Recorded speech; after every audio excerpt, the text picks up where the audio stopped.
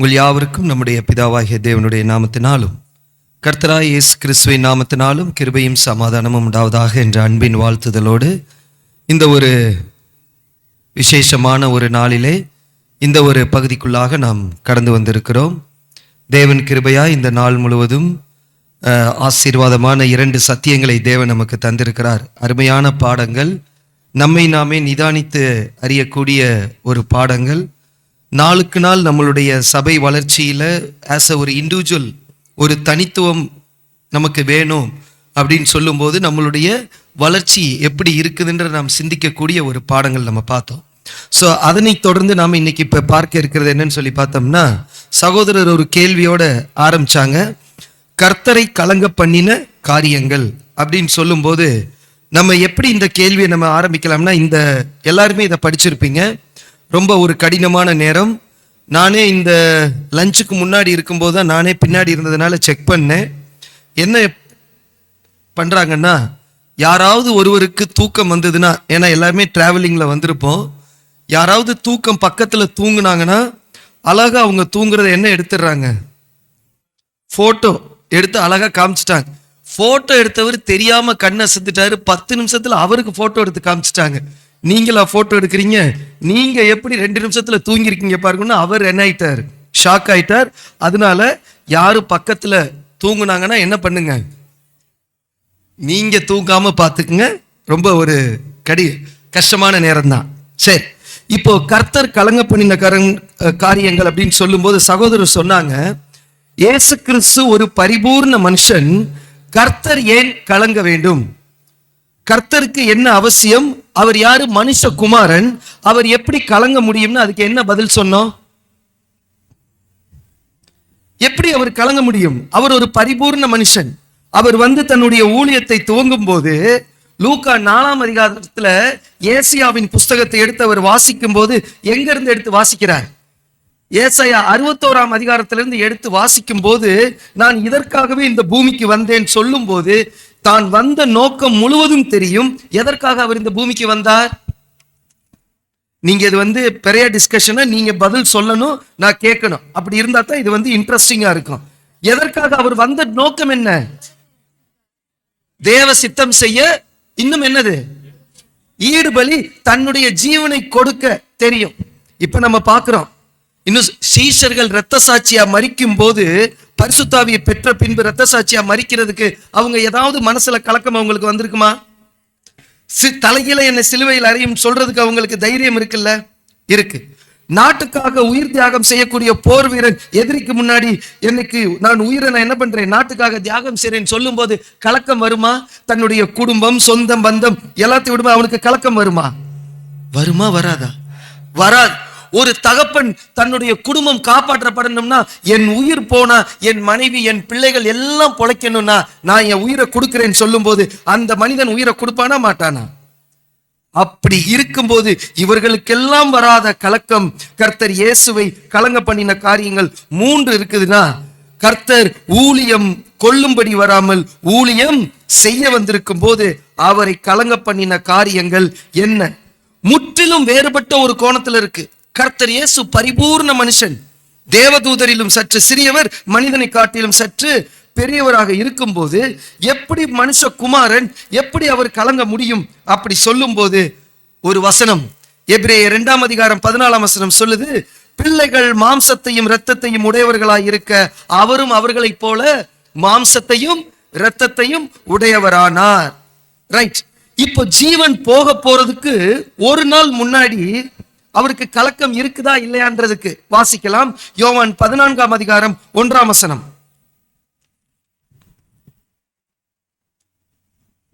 யோவான் 14ஆம் அதிகாரம் 1ஆம் வசனம். யோவான் 14ஆம் அதிகாரம் 1ஆம் வசனம். உங்கள் இருதயம் கலங்காதிருப்பதாக தேவனிடத்தில் விசுவாசமாயிருங்கள், என்னிடத்திலும் விசுவாசமாயிருங்கள். இது எப்போ? யோவான் 14ஆம் அதிகாரம். அவர் கெத்செமனேக்கு மேல் வீட்டறையிலிருந்து இறங்கி கெத்செமனேக்கு தன்னுடைய சீஷர்களோடு 11 பேரோடு போகும்போது அவர் வாயிலிருந்து வந்த வார்த்தை என்ன? முதல் வார்த்தை, உங்கள் இருதயம் கலங்காமல் இருப்பதாகன்னு. கடைசி மணி நேரத்துல கூட இன்னும் கெத்செமனேல அவர் என்ன பண்ண போனாங்க? சரி பிடிக்க போறாங்க. அப்ப சொல்லும் போது கூட அவர் வாயிலிருந்து வருகிற வார்த்தை உள்ளம் கலங்காமல் இருங்கள், தேவனிடத்தில் விசுவாசமா இருங்கள், என்னிடத்தில் விசுவாசமா இருங்கன்னா நம்ம இன்னைக்கு தியானித்து இருக்கிற பகுதி இந்த சப்ஜெக்ட் என்னன்னா கர்த்தரை கலங்க பண்ணின காரியங்கள் என்று சொல்லும் போது எங்க நம்ம ஸ்டார்ட் பண்றோம்னா, புக்கு எல்லாம் படிச்சிருப்பீங்க, எல்லாம் அந்த புக்கு எல்லாருமே வச்சிருக்கீங்கல்ல இந்த காப்பீஸ். ஸோ அதோடு நீங்க தொடர்ந்து வாங்க. கேள்வி கேட்கும்போது அதற்கான பதில்களை தாழ்மையோடு கைகளை உயர்த்தும்படியாக கேட்டுக்கொள்ளுகிறோம். புக்கை வச்சு கூட அவங்க ஈஸியா சொல்லலாம், நமக்கு டைம் குறைவா தானே இருக்கு. புக்கை பார்த்து கூட அவங்க இந்த கேள்வியை வைத்து கூட அவங்க என்ன பண்ணலாம், சொல்லலாம். இல்ல தைரியமா அவங்க இருந்தாங்கன்னா புக்கை மூடி வச்சுட்டு கூட சொல்லலாம். புக் இல்லாமே சொல்லுங்க. யோவான் 12ஆம் அதிகாரம் 2ஆம் வசனம் சொல்லுது, இப்போது என் ஆத்துமா கலங்குகிறது, நான் என்ன சொல்லுவேன், பிதாவே இந்த வேலையினின்று என்னை இரட்சியும் என்று சொல்வேனோ, ஆகிலும் இதற்காகவே இந்த வேலைக்குள் வந்தேன். அப்போ நம்ம வாஸ்தது உள்ளம் கலங்காமல் இருப்பதாக சொன்னது என்ன அதிகாரம்? யோவான் 14. இப்ப கர்த்தரை கலங்க பண்ணின காரியங்களை நம்ம தியானிக்க இருக்கிற முதல் வசனம் எந்த அதிகாரம்? யோவான் 12. ரெண்டுக்கும் என்ன ரொம்ப நாள் வித்தியாசம் இருக்கா, இடைவெளி இருக்கா? இல்ல, பஸ்கா பண்டிகை 6 நாளைக்கு முன்னாடி தான் யோவான் 12ஆம் அதிகாரம் தொடங்குது. அப்போ ஒரு வாரத்துக்கு முன்னாடி நடக்கிற இந்த சம்பவத்துல அவர் சொல்லக்கூடிய வார்த்தை என் ஆத்துமா கலங்குகிறது, நான் என்ன சொல்லுவேன், பிதாவை இந்த வேலையின்றி என்னை இரட்சியும் என்று சொல்வேன் சொல்லும் போது ஆண்டவராகிய இயேசு கிறிஸ்து தான் நமக்கு யாரு? இந்த புக்கின் படி யாரு? ஹீரோ. அவர் தான் ரோல் மாடல். கரெக்ட். இப்படி ஆன்சர் சொன்னீங்கன்னா சூப்பரா இருக்கும். அவர் தான் ரோல் மாடல், அவர் தான் ஹீரோ. அவருடைய அடிச்சுவடுகளை பின்பற்றோம், அவருடைய முன்மாதிரி, அவருடைய உண்மைத்தன்மை எல்லாம் பின்பற்றும் போது இதுதான் நம்ம வாழ்க்கையில, ஆவிக்குரிய வாழ்க்கையில நமக்கு உத்வேகம் கொடுத்து ஓட செய்தா. அப்படி செய்யும் போது இப்போ இயேசுவானவர் சிந்தையில் கலங்கினார் சொல்லும் போது நம்ம என்னென்னலாம் நினைச்சிட்டு இருந்தோமோ அதுக்கு முற்றிலும் எப்படி இருக்கு, ஆப்போசிட்டா இருக்கு. ரைட். அப்படி இருக்கும்போது எப்படி இவர் கலங்க முடியும்னா, இப்போ ஒரு கேள்வி, நம்ம மனுஷர்கள் இங்க இருக்காங்களா, நம்ம யாரு? ஆதாமின் சந்ததி மனுஷர்கள். நமக்கு கலக்கம் வருவது இயல்பா, இயல்பு இல்லையா? ரைட். இப்போ உங்களுக்கு கேள்வி, நீங்க பதில் சொல்லணும். நமக்கு கலக்கம் வருவது நியாயம்னா, நமக்கு கலக்கம் வருவது சரி. நம்ம ஏன் கலங்குறோம்? கலக்கம் வந்துச்சுன்னா உடனே ஒரு சூழ்நிலை நமக்குள்ள வந்துருச்சுன்னா உடனே நம்ம கலக்கம் அடைகிறோமா இல்லையா? ஏன்? பலவீனம், பூரணமில்லை, பாவம், பயம் எல்லாம் கரெக்ட். ஏன்னா பிரதர் இன்ட்ரோடக்ஷன்ல கொடுத்தார் சார், அவர் பரிபூர்ண மனுஷனா இருந்த அவருக்கே கலக்கம் வருதுன்னா நம்ம எல்லாம் யாரு? பூரணமற்றவர்கள், பாவிகளா இருக்கும்போது அப்போ நமக்கு என்ன வருதுன்னா கலக்கம் வரலாம். ஏன்னா இப்போ அவர் பரிபூர்ண மனுஷனா இருக்கும்போது அவருக்கு கலக்கம் வருதுன்னா ஏன்? இந்த கேள்வி உங்களுக்கு தான். அவர் பரிபூர்ண மனுஷனாக இருந்தும் அவருக்குள் கர்த்தரை கலங்க பண்ணின காரியங்கள் அவர் வாழ்க்கையில நடந்திருக்குன்னா அது ஏன் கேட்கிறேன். பரிபூரண மனுஷன் ஒரு பக்கம் இயேசு கிறிஸ்து, ரெண்டாவது என்னன்னா அவர் எந்த ஒரு காரியம் பண்ணாலும் ஆழ்ந்து சிந்திக்கக்கூடிய ஒரு பாயிண்ட். அப்போ அது அவரை இன்னும் அழுத்தமா கொண்டு போகுது. அந்த இனி நிறைவேறக்கூடிய காரியங்கள் மொத்தமும் என்ன செய்யுது, அவரை கலங்க பண்ணுது, நல்ல பிரஷர் பண்ணுது. சூப்பர் பிரதர், அருமை சகோதரர். இன்னொரு சகோதரர் ராமன் பிரதர், அவர் பரிபூர்ண மனுஷன்றனால இன்னும் அவருக்கு அந்த உணர்வுக்குள்ள அதிகமா கொண்டு போகுதுன்னு பிரதர் சொல்லியிருக்காங்க. பிரதர், ஆண்டவரை இயேசு கிறிஸ்து 100% தேவகுமாரனாகவும் 100% மனுஷகுமாரனாகவும் இருந்ததினால். ரைட். தேவகுமாரன் 100% தேவனுடைய சித்தம் செய்ய வந்திருக்கனால அவருக்கு என்ன இருக்குன்னா அந்த கலக்கம். Sister Ramadevi sister. பிரதர், அவர் பரிபூர்ண மனுஷனா இருந்ததுனால எல்லா விதத்திலையும் அவருக்கு ஒரு ஆழமான உணர்வு இருந்தது. அண்டர்லைன் பண்ணிக்கங்க, பரிபூர்ண மனுஷனா இருக்கணும்னு எல்லா விதத்திலையும் அவருக்கு என்ன உணர்வு இருக்கு? ஆழமான உணர்வு. நம்ம பரிபூர்ணமற்ற நமக்கே ஒருவர் அன்பு செலுத்தணும், ஒருத்தருக்கு இரக்கம் காட்டணும்னா எப்படி இருக்கு? நம்ம காட்டுற அன்பு, நம்ம காட்டுற இரக்கத்தை அதிகம் நினைச்சுக்கிறோம். அவர் பரிபூர்ண மனுஷனா இருக்கும்போது அவர் காட்டக்கூடிய அன்பு எப்படி இருக்கும்? சிந்திக்க முடியுதா? அவருடைய இரக்கம் எப்படி இருக்கும்? ஸ்பெஷலா இருக்கும். அவருக்கு அடி விழுகிற அந்த வலியினுடைய வேதனை எப்படி இருக்கும்? ஒரு பரிபூர்ண மனுஷன் இந்த பூமிக்கு அவர் வரும்போது, அந்த பரிபூர்ண மனுஷனுக்கு இந்த பூமியில் அவர் வரும்போது எதுவுமே பரிபூர்ணம் இல்லை. சிந்திச்சு பாருங்க, அவருக்கு சாப்பாடு பரிபூர்ணமா? இந்த பூமியில அந்த பரிபூர்ண மனுஷனுக்கு இந்த பூமியில கிடைக்கிற சாப்பாடு ஏதாவது அவருக்கு முழு திருப்தியை கொடுக்க முடியுமா? ஒரு நுகர்ந்து பார்க்கிறது ஒரு பரிபூர்ண மனுஷனுக்கு எப்படி இருக்கும்? எதுவுமே இல்லை. அப்படி இருக்கும்போது அந்த அன்பு, இரக்கம், வலி, அந்த ஃபீலிங்ஸ் எல்லாமே உணர்வு அவருக்கு அதிகமா இருக்கும்போது அவருக்கு இந்த கலக்கம் என்பது எப்படி இருந்திருக்கும்னா அதிகமாக இருந்திருக்கணும். ஏன்னா அவர் பரிபூர்ண, அவர் ஒரு மனுஷன். ரைட். இப்போ என்னன்னா அன்புக்குரிய சகோதர சகோதரிகளே, என்ன உணர்வு அவருக்கு அதிகமா இருந்திருக்கணும்னா இந்த ஊழியம் முடிக்கிற வரைக்கும் ஒரே ஒரு உணர்வு அவருக்கு, ஊழியம் துவங்கினதுல இருந்து ஊழியம் முடிவு வரைக்கும் உச்சபட்சமா டெய்லி அவருக்கு இருந்திருக்கணும். என்ன உணர்வு? எல்லாமே கரெக்ட் தான். ஜீவனை கொடுக்கணும்னு இருக்கு. ராமர் பிரதர், தேவ சித்தத்தை விட்டு ஒருபோதும் அவர் விலகிட கூடாது. இன்னும் எல்லாருமே சொல்லிட்டீங்க, பிதாவின் சித்தத்தை செய்யணும். ஒரு நிமிஷம் கூட பிதாவின் சித்தத்துக்கு விரோதமா இந்த பூமியில என்ன பண்ணிடக்கூடாது, செய்திடக்கூடாதுன்ற இது எல்லாமே இருக்கணும். தன்னுடைய ஜீவனை கொடுக்கணும். அதுவும் இல்லாம இப்போ அப்பாவினுடைய சித்தத்தை செய்யணும். அந்த ஜீவனை கொடுக்கணும், தாமாக கொடுக்கணும்.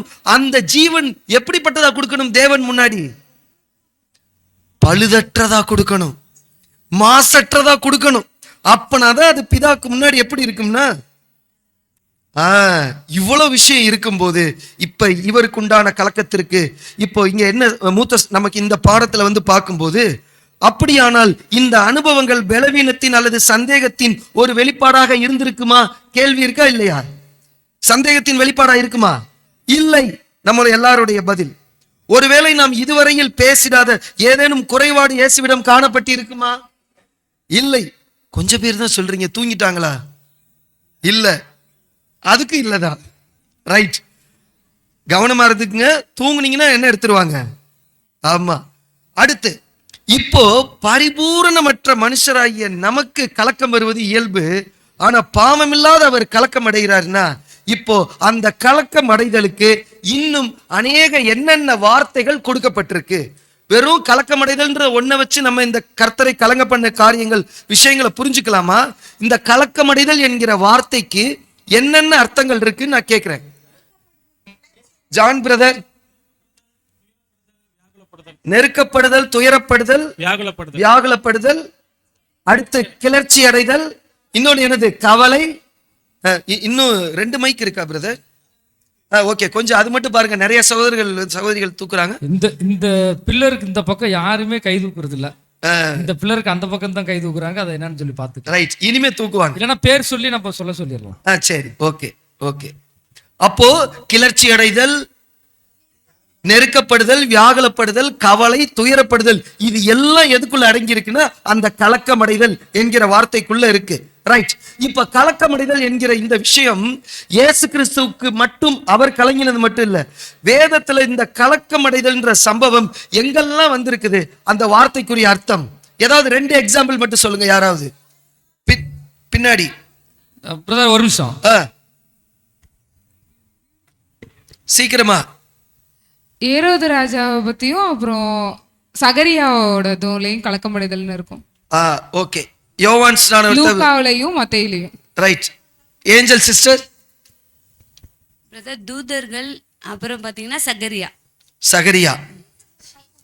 சீஷர்களும் கலக்கம் அடைகிறாங்க. இது எல்லாமே கலக்கமடைதல், வியாகுலப்படுதல், நெருக்கப்படுதல், துயரப்படுதல், கவலை, இது எல்லாமே வரும். இப்ப அந்த கலக்கம் தான் இங்க வந்திருக்குன்னா, இப்ப நம்ம இந்த கர்த்தர் இயேசுவை கலங்க பண்ணின காரியங்கள்ல என்ன பார்க்க போறோம்? எத்தனை காரியங்கள் கர்த்தர் இயேசு கிறிஸ்துவை கலங்க பண்ணியது? என்ன அந்த 3 காரியங்கள்? இருங்க, இன்னும் சொல்லாதவர்கள் பின்னாடி. நீ கை தூக்குனீங்களா? நீங்க சொல்றீங்களா? இல்லையா? உண்மையிலே யாருமே கை தூக்க மாட்டேன்றாங்களே பின்னாடி. சரி, லதா சிஸ்டர் சொல்றீங்களா? சொல்றேன்னு சொல்றாங்க. சரி, கொடுங்க ரஜினி பிரதர். பிரதர், ஃபர்ஸ்ட் வந்து லாசரை வந்து உயிர் தெழுப்பும் போது வந்து கலக்கம் அடைஞ்சு அவருக்குள்ள ஒரு கலக்கம் வருது. நம்ம இன்னும் அந்த விஷயத்துக்குள்ள போல. கர்த்தரை கலங்க பண்ண காரியங்கள் இந்த 3 சகோதர சகோதரிகள் உள்ள படிச்சிருக்காங்கன்னு தெரிஞ்சுட்டா நம்ம அதுக்கு அடுத்தது எதுக்கு ஒப்புமையா இருக்குன்னு போயிடலாம். ஃபர்ஸ்ட், கர்த்தர் இயேசு லாசருவை உயிரோடு எழுப்புற அந்த சம்பவம் முன்னாடி அவர் ஒரு கலக்கத்துக்குள் ஆவியில் கலங்கி. ரைட். ரெண்டாவது நல்லாதான் சிஸ்டர்.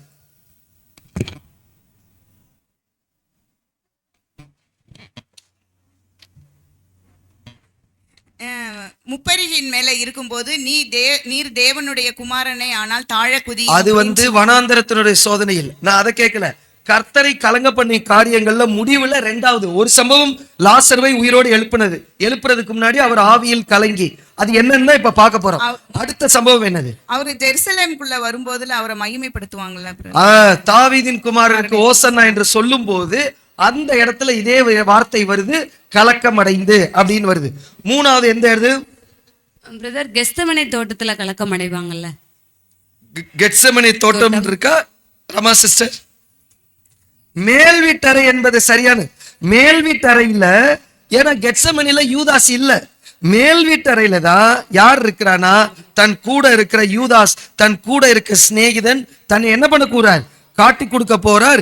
என்னை அனுப்பினவரை யார் விசுவாசிக்கிறார்களோ அவர்களை யார் கனம் பண்ண தேவன் கனம் பண்ணுவார் சொல்லும் போது தன் கூட காட்டி கொடுக்கிற ஒருவன் இருக்கிறார். இவர் என்னை காட்டி கொடுக்க போறார். இவர் மூலமாகத்தான் தான் எதுக்குள்ள மரணத்துக்குள்ள போறேன்னு தெரியும் போது அங்கே அவருக்குள்ள என்ன வருதுன்னா ஒரு கலக்கம். இந்த மூன்று சம்பவங்கள் தான் இயேசு கிறிஸ்துவை கலங்க பண்ணிய காரியங்கள். கரெக்டா? இப்ப இது மூணு கரெக்டா எல்லாருக்குமே எல்லாமே தெரிஞ்சிருச்சா? மூணு காரியமும் ரைட். இப்போ அடுத்து இந்த மூன்று காரியங்களும் இப்போ நாம என்ன பண்றோம்னா கர்த்தர் இயேசு கிறிஸ்துவுக்கு எதுக்கு ஒப்புமையா இருக்குன்னா, கர்த்தர் இயேசு தன்னுடைய ஊழியத்தை துவங்கும் போது, இதை யாராவது சொல்லுங்க, இதை நானே சொல்லிட வேணாம், சப்ஜெக்ட் மாதிரி போயிடுறேன் என்ன பிரதர். இந்த மூன்று இப்ப கர்த்தரை கலங்க பண்ணின காரியங்கள் மூணு பார்த்துட்டோம்.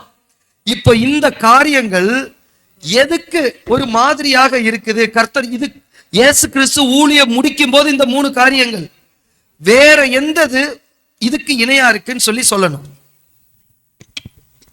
பிரியங்கா சிஸ்டர், இயேசு கிறிஸ்து தன்னுடைய ஊழிய நாட்கள்ல ஆரம்பத்துல 40 நாள் உபவாசித்து ஜெபம் பண்ணிட்டு வருவாங்க. அப்ப வரும்போது சாத்தானவன் அவரை சோதிக்கும்படியா அந்த அப்பத்தினால் மாத்திரம் இந்த கற்களை அப்பமா மாத்தி சாப்பிடுங்கன்னு சொல்லுவாங்க. இந்த சோதனை எதுக்கு பொருந்தும் அப்படின்னா, லாசரோ உயிர் தெழுப்பாரு. என்ன ஒரு வார்த்தையினால் அப்படின்னா, தேவனுடைய வார்த்தையினாலும் மனுஷன் பிழைப்பான். அப்பத்தினால் மாத்திரம் சம்பவம் மட்டும் சொன்னா போதும், உள்ளுக்குள்ள போவேனா. நான் இப்ப கேட்டது இது எதுக்கு நல்லதா இருக்குன்னா, கர்த்தர் இயேசு கிறிஸ்து தன்னுடைய ஊழியத்தை துவங்கும் போது சாத்தான் மூலம் வந்த மூன்று சோதனைகளும் கர்த்தரை கலங்க பண்ணின காரியங்களுக்கு ஒவ்வொன்றும் இணையா இருக்கு. அது கரெக்ட் தானே? அது புரிஞ்சிருச்சுல. அது எப்படின்றதுதான் முதலாவது காரியத்துக்குள்ளாக நம்ம என்ன பண்ண போறோம், போக போறோம். இப்போ அதுக்கு முன்னாடி ஒரு கேள்வி.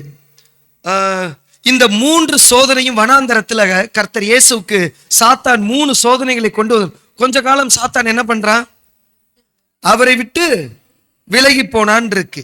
இப்போ நம்முடைய ஜீவியத்துல கலங்க செய்யும் காரியங்கள் ஏற்படுமாயின் அவற்றை கையாளுவதற்கு நெறிமுறைகள் யாவை? நம்முடைய வாழ்க்கையில கலக்கமடைதல் வருது, கலங்க செய்யும் காரியங்கள் நம்ம வாழ்க்கையில வந்துருச்சு. இப்போ அதை மேற்கொள்றதுக்கு உள்ள நெறிமுறைகள் யாவை? இந்த புக்லெட்ல இருக்கதான் நான் கேட்டிருக்கேன்.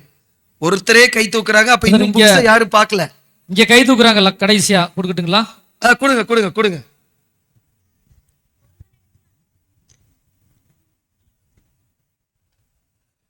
யாரு?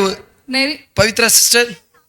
சரி. நெறிமுறைகள் 1 யோவான் 2ஆம் அதிகாரம் 15-16 வசனம். உலகத்திலும் உலகத்தில் உள்ளவைகளிலும் அன்பு கூறாதிருங்கள். ஒருவன் உலகத்தில் அன்பு கூர்ந்தால் அவனிடத்தில் பிதாவின் அன்பு இல்லை. ஏனெனில் மாம்சத்தின் இச்சையும் கண்களின் இச்சையும் ஜீவனத்தின் பெருமையுமாகிய உலகத்தில் உள்ளவைகளில் எல்லாம் பிதாவினால் உண்டானவைகள் அல்ல, அவைகள் உலகத்தினால் உண்டானவைகள். இன்னைக்கு ஃபர்ஸ்ட் சப்ஜெக்ட்ல தானே பார்த்தோம். சூப்பர் சப்ஜெக்ட்ல என்ன விஷயம் இருக்கணும்னு சொல்லி அதே பாயிண்ட் தான் வேற. இப்போ நம்முடைய ஜீவியங்களில் கலங்க செய்யும் காரியங்கள் வரும்போது எப்படி மேற்கொள்ளணும்னா, உலகத்திலும் உலகத்தில் உள்ளவைகளிலும் அன்பு கூறாதிருங்கள். ரமா சிஸ்டர். இந்த மாமிசத்தின் இச்சை, கண்களின் இச்சை, ஜீவிதத்தின் பெருமிதம், இந்த 3 சோதனையிலேருந்து நம்மளால தப்பிக்க முடியாது. இது கட்டாயம் நமக்கு வரும் அப்படின்னு தான் எழுதியிருக்காங்க. இது கட்டாயம் வரும். கலங்க செய்கிற காரியங்கள் இது நம்மளை, ஏன்னா நம்ம பரிபூரணர்கள் கிடையாது, நம்ம பலவீனர்கள் தான். இதில் இருந்து நம்ம இந்த சுபாவத்திலேருந்து நம்ம கலக்கம் அடையும் போது அது இயற்கையானது, கலக்கம் வர்றது.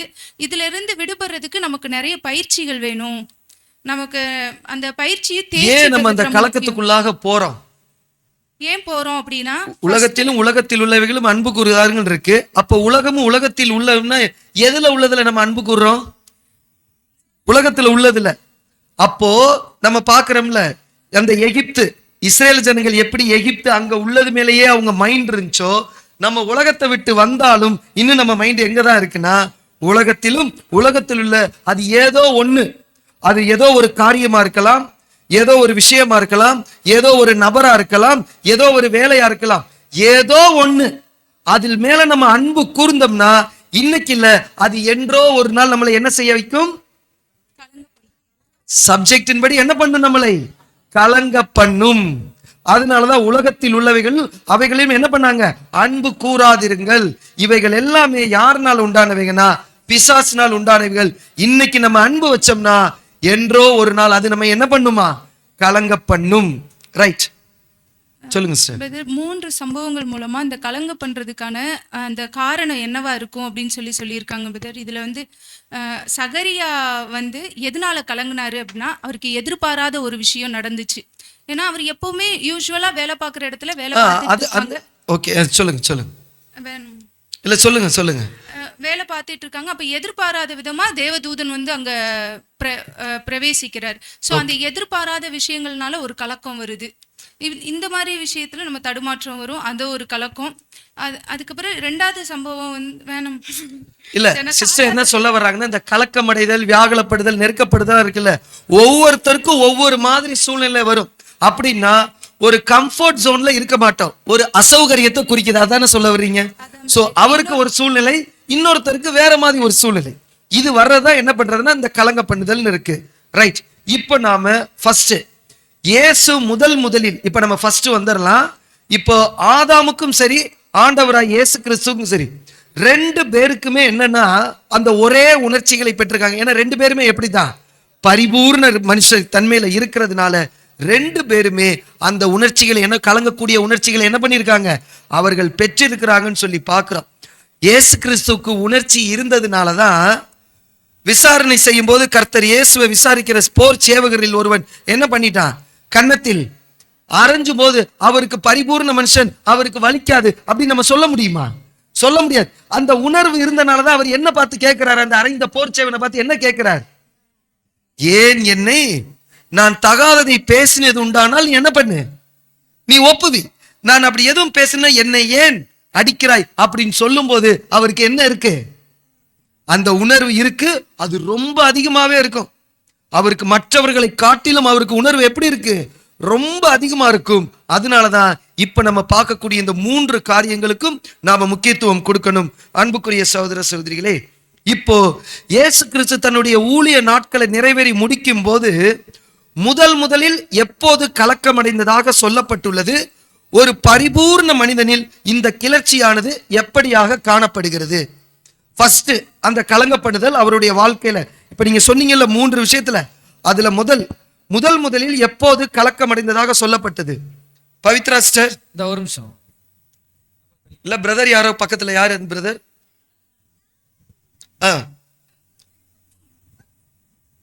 லாசர் மரணம் அடைந்தப்ப. ஓகே, அது மட்டும் தானே? ஒன் வேர்ட் ஆன்சர் தானே? இங்க அதை விட சொல்றதுக்கு இங்க நிறைய. ரைட், வேற எந்த இடத்துல அவர் வந்து ஒரு பரிபூர்ண மனுஷனில் அந்த சம்பவத்துல என்ன கிளர்ச்சி? ராமர் பிரதர். மார்த்தாள் வந்து கர்த்தர்கிட்ட, ஆண்டவரே நீங்க இருந்திருந்தால் லாசரு மரிச்சிருக்க மாட்டான்னு. எக்ஸாக்ட்லி, இங்க இருந்து தான் ஸ்டார்ட் பண்றது. நீங்க கண்டினியூ பண்ணுங்க பிரதர். மரிச்சிருக்கும் போது அப்ப அவர் அதை பத்தி கலங்குவாரு. சுற்றி இருந்தவர்களும் நீங்க இருந்திருந்தா அவரை வந்து உயிரோட எழுப்பி இருக்கலாம், இல்ல அவரை குணப்படுத்தி இருக்கலாம் அப்படின்னு சொல்லும் போது அதை பத்தி குறிச்சு அவர் கலக்கம் அடைஞ்சார். ஏன்னா தன்னுடைய சுயத்தை அங்க செஞ்சிடக்கூடாதுன்றதுக்காக, இதுல வந்து தேவன் மகிமைப்படணும், அதுக்கு என்ன செய்யணுமோ அந்த இதை கரெக்டா பண்ணணும்ன்றத குறிச்சு கலக்கம் அடைஞ்சார். ரைட், இப்போ எந்த சம்பவத்துல அவர் கலக்கம் அடைந்ததா இப்ப நம்ம சொல்றோம்? லாசரு மரித்த போது.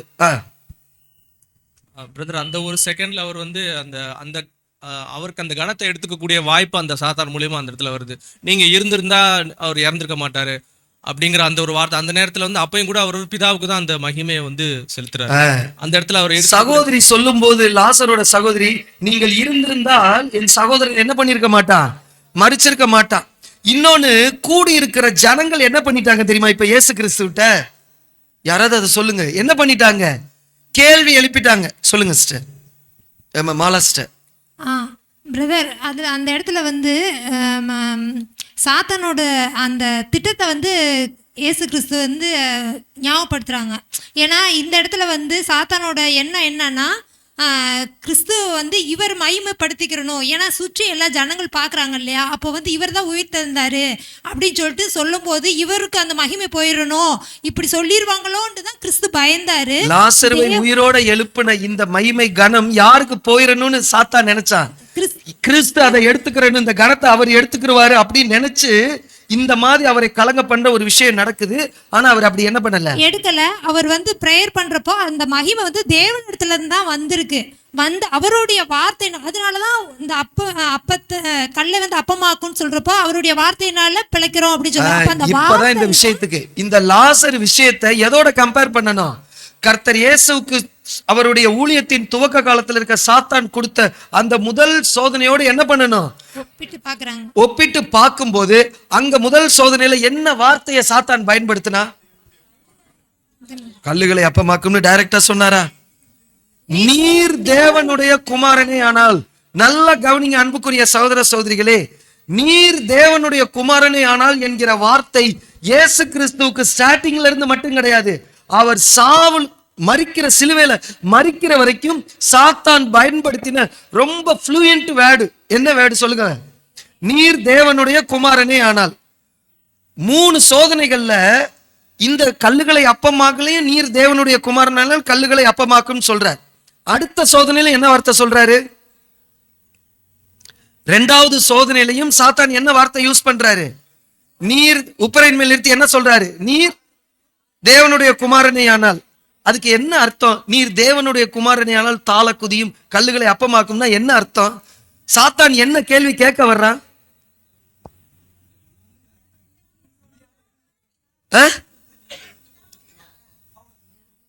அப்படியா? நீ அன்புக்குரிய அவருடைய புத்திர சுவீகாரம் அங்க என்ன பண்ணப்படுது? சோதிக்கப்படுது. நீ அவருக்கு மகன்னா நீ என்ன பண்ணு, இந்த கல்லுகளை என்ன பண்ணு, அப்பமாக்கும். சரி, இப்ப நான் உங்களுக்கு ஒரு க்ளூ தரேன்.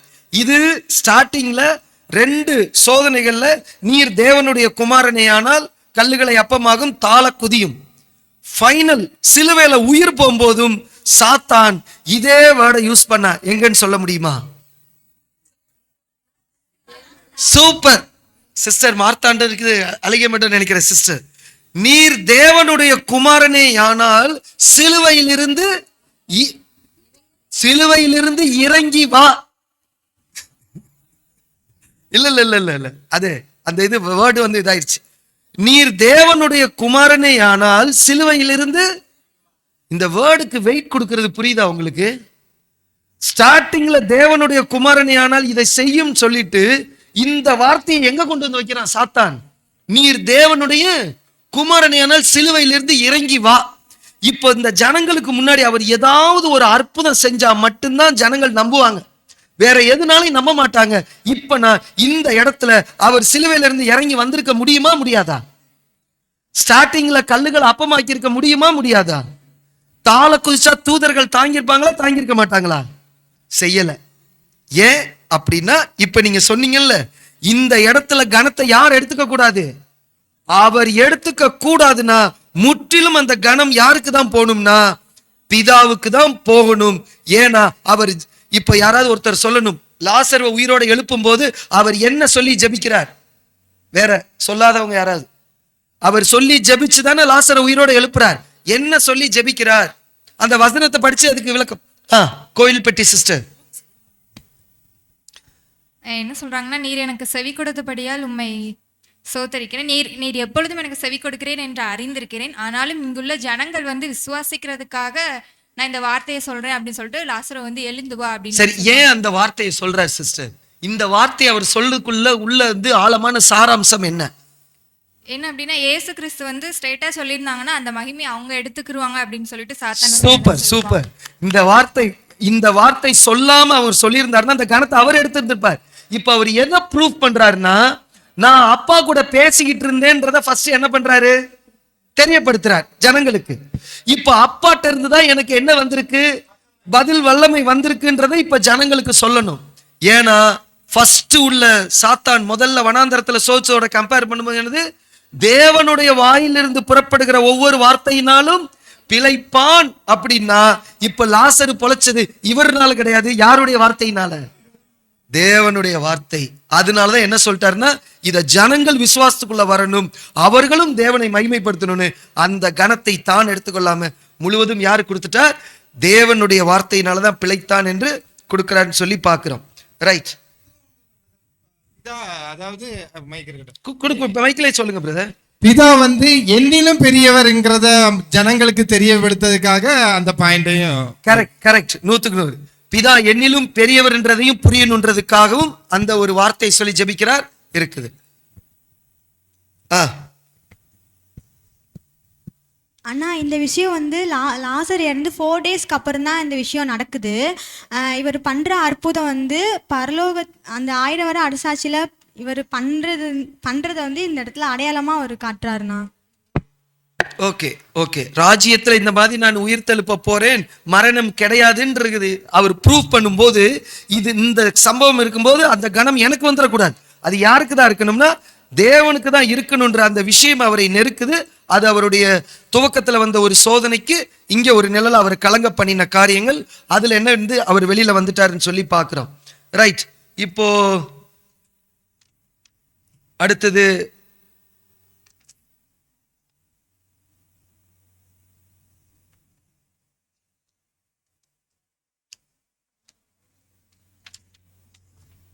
இந்த முதல் சோதனைக்கும் லாசருவை எழுப்பினதற்கும், கர்த்தர் இயேசு கிறிஸ்து வனாந்தரத்தில் வந்த முதல் சோதனைக்கும் லாசருவை எழுப்பினதற்கும் இடையே உள்ள தொடர்பு என்ன, ஏற்கனவே பார்த்துட்டோம். அதை இன்னும் யாராவது ஒருத்தர் இன்னும் தெளிவா நம்ம புக்ல இருக்கிறது தான். அதாவது மனுஷன் அப்பத்தினால் மட்டும் இல்லை, தேவனுடைய வார்த்தையிலிருந்து ஒவ்வொரு வார்த்தைகளும் உயிர் வாழும் வருது. அதே மாதிரி ஆண்டவர் இயேசு கிறிஸ்து லாசரை உயிர் தள்ளும் பொழுது லாசரே வெளியே வா அப்படின்னு சொல்லுறாரு. ஸோ இந்த ரெண்டுமே தொடர்பு போடக்கூடியதாக இருக்கு. தேவனுடைய வார்த்தை தான் ஜீவனும். ஆமா, சாத்தானுக்கு அங்க பதிலா இருந்துச்சு, லாசருவை எழுப்பினதுக்கும் எதுனானா தேவனுடைய வார்த்தை தான் என்பதுதான் சரி. ரைட், இப்போ இந்த முதல் சம்பவம் வனாந்தரத்துல வந்த சோதனைக்கும் கல்லுகளை அப்பமாக்கும், இங்க லாசரு உயிரோடு, இதுக்கு ஒப்புமையெல்லாம் இல்லை பார்த்தோம். இதுல நமக்கான பாடம் என்ன, ஃபர்ஸ்ட் இது முடிச்சிடலாம். இதுல நமக்கான பாடம் என்ன, ரமா சிஸ்டர் பார்க்காம சொன்னா கொஞ்சம் நல்லா இருக்கும். ஆண்டவராய் இயேசு கிறிஸ்து எப்பவுமே வந்து தேவ பக்தியின் மூலமா எல்லாத்தையுமே பண்ணாங்க. ஸோ நம்மளுமே எப்பவுமே தேவ பக்தியின் மூலமாகவும் வசனத்தின் மூலமாகவும் தான் ஒரு விஷயத்துக்கு தீர்வு காண முடியும் அப்படின்றது தான் இதுக்கான இது. சரி, இன்னும் எக்ஸ்பிளனேஷன் இருக்கு. நமக்கு இப்ப நம்மை கலங்க பண்ணக்கூடிய காரியங்கள்லாம், நமக்கு இருக்கக்கூடிய ஒரு கொள்ளை நோய், கோவிட் டயத்துல நம்ம ஒரு அசௌகரியத்தை உணர்ந்தோமா உணரலையா? இப்ப யாராவது ஒருத்தர் தும்முறான் பக்கத்துல, 3 அடியில இருந்து ஒருத்தர் தும்முனா இப்ப நமக்கு என்ன பயம் வந்துடும், கலங்கிருவோம். இப்ப என்ன, ஏய் போய் அந்த பக்கம் போய் தும்முடா சொல்லணுமா சொல்லலையா? திடீர்னு ஒருத்தர் பைக்ல போகும்போது ஒருத்தர் முன்னாடி தும்மிட்டார். இப்போ அந்த கோவிட் டயத்துல கிளைமேட் கண்டிஷன் வந்து பாத்தீங்கன்னா ரொம்ப கூலிங்கா இருக்குது. அவர் தும்மும் போது அந்த இது எல்லாமே வந்து என்ன மாய்ஸ்சர்ல இருக்கும்போது நம்ம கிராஸ் பண்ணி போனோம்னா கூட இப்போ அது என்ன ஆகுது, நமக்கு ஸ்ப்ரெட் ஆகணும்னா இப்போ ஒரு கலக்கம் இருந்துச்சா இல்லையா? நமக்கு கதக்குன்னு அடிச்சிருக்கு பிரதர். அப்போ எவ்வளவு ஃபேஸ் பண்ணோம், ஒரு கொள்ளை நோய், நமக்கு இருக்கக்கூடிய ஒரு போராட்டங்கள், மன அழுத்தம், இது எல்லாத்துலயுமே நாம் எப்படி இந்த காரியத்துல இருந்து நமக்கு என்ன பாடம்னு நான் கேட்கிறேன். இந்த முதல் சோதனையில இருந்து நமக்கு என்ன பாடம்னு கேட்கிறேன். யார் பிரதர்? பிரியங்கா சிஸ்டர் இல்ல மாலஸ்டர் பிரதர் சொல்றேன்னு சொல்றாங்க. சொல்லுங்க சாம் கதிரேசன் பிரதர்.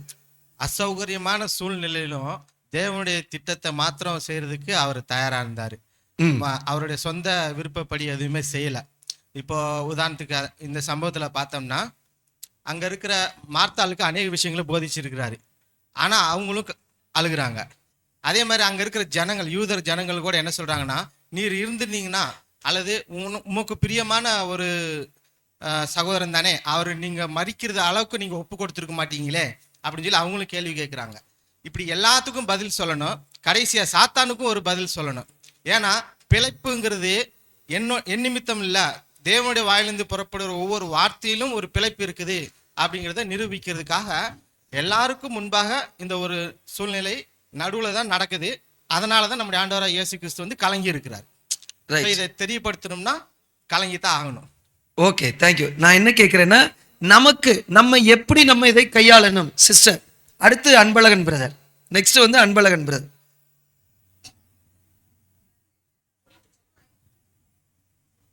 ரெவலேஷனில் பார்க்குறோம், ஐஸ்வர்யவானாக இருந்து நிர்பாக்கியமாக நம்ம இருக்கோம்னு சொல்லிட்டு.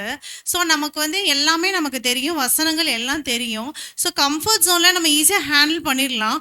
ஆனால் ஒரு அன்கம்ஃபர்டபுளான ஜோன் வரும்போது அந்த இடத்துல நம்ம அந்த சுச்சுவேஷனில் வித்ஸ்டாண்ட் பண்ணுறோமா, அந்த இடத்துல அந்த வசனத்தை நம்ம வந்து அதுக்காக நிற்கிறோமா அந்த அன்கம்ஃபர்டபுள் ஜோன்லையும், அப்படிங்கிறது தான் இந்த இடத்துல நம்ம கற்றுக்கொள்ளக்கூடிய விஷயம் இயேசு கிறிஸ்துவானவர்கிட்ட இருந்து.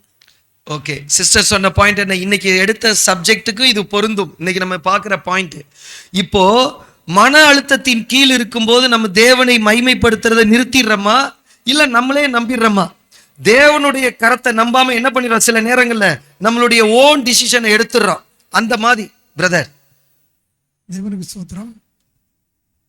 நம்ம அதாவது இதில் நமக்கு என்ன படிப்பு என்னன்னா, இந்த காரியம் வந்து நம்ம ஒரு காரியம் செய்யும்போது யாருக்காவது நம்ம ஒரு வாக்குறுதி சொல்லுவோம், கண்டிப்பாக இது நடக்கும் அப்படின்னு. அப்போது அது கண்டிப்பாக நடந்துடும். அப்போ அதை நம்ம எடுக்கக்கூடாது.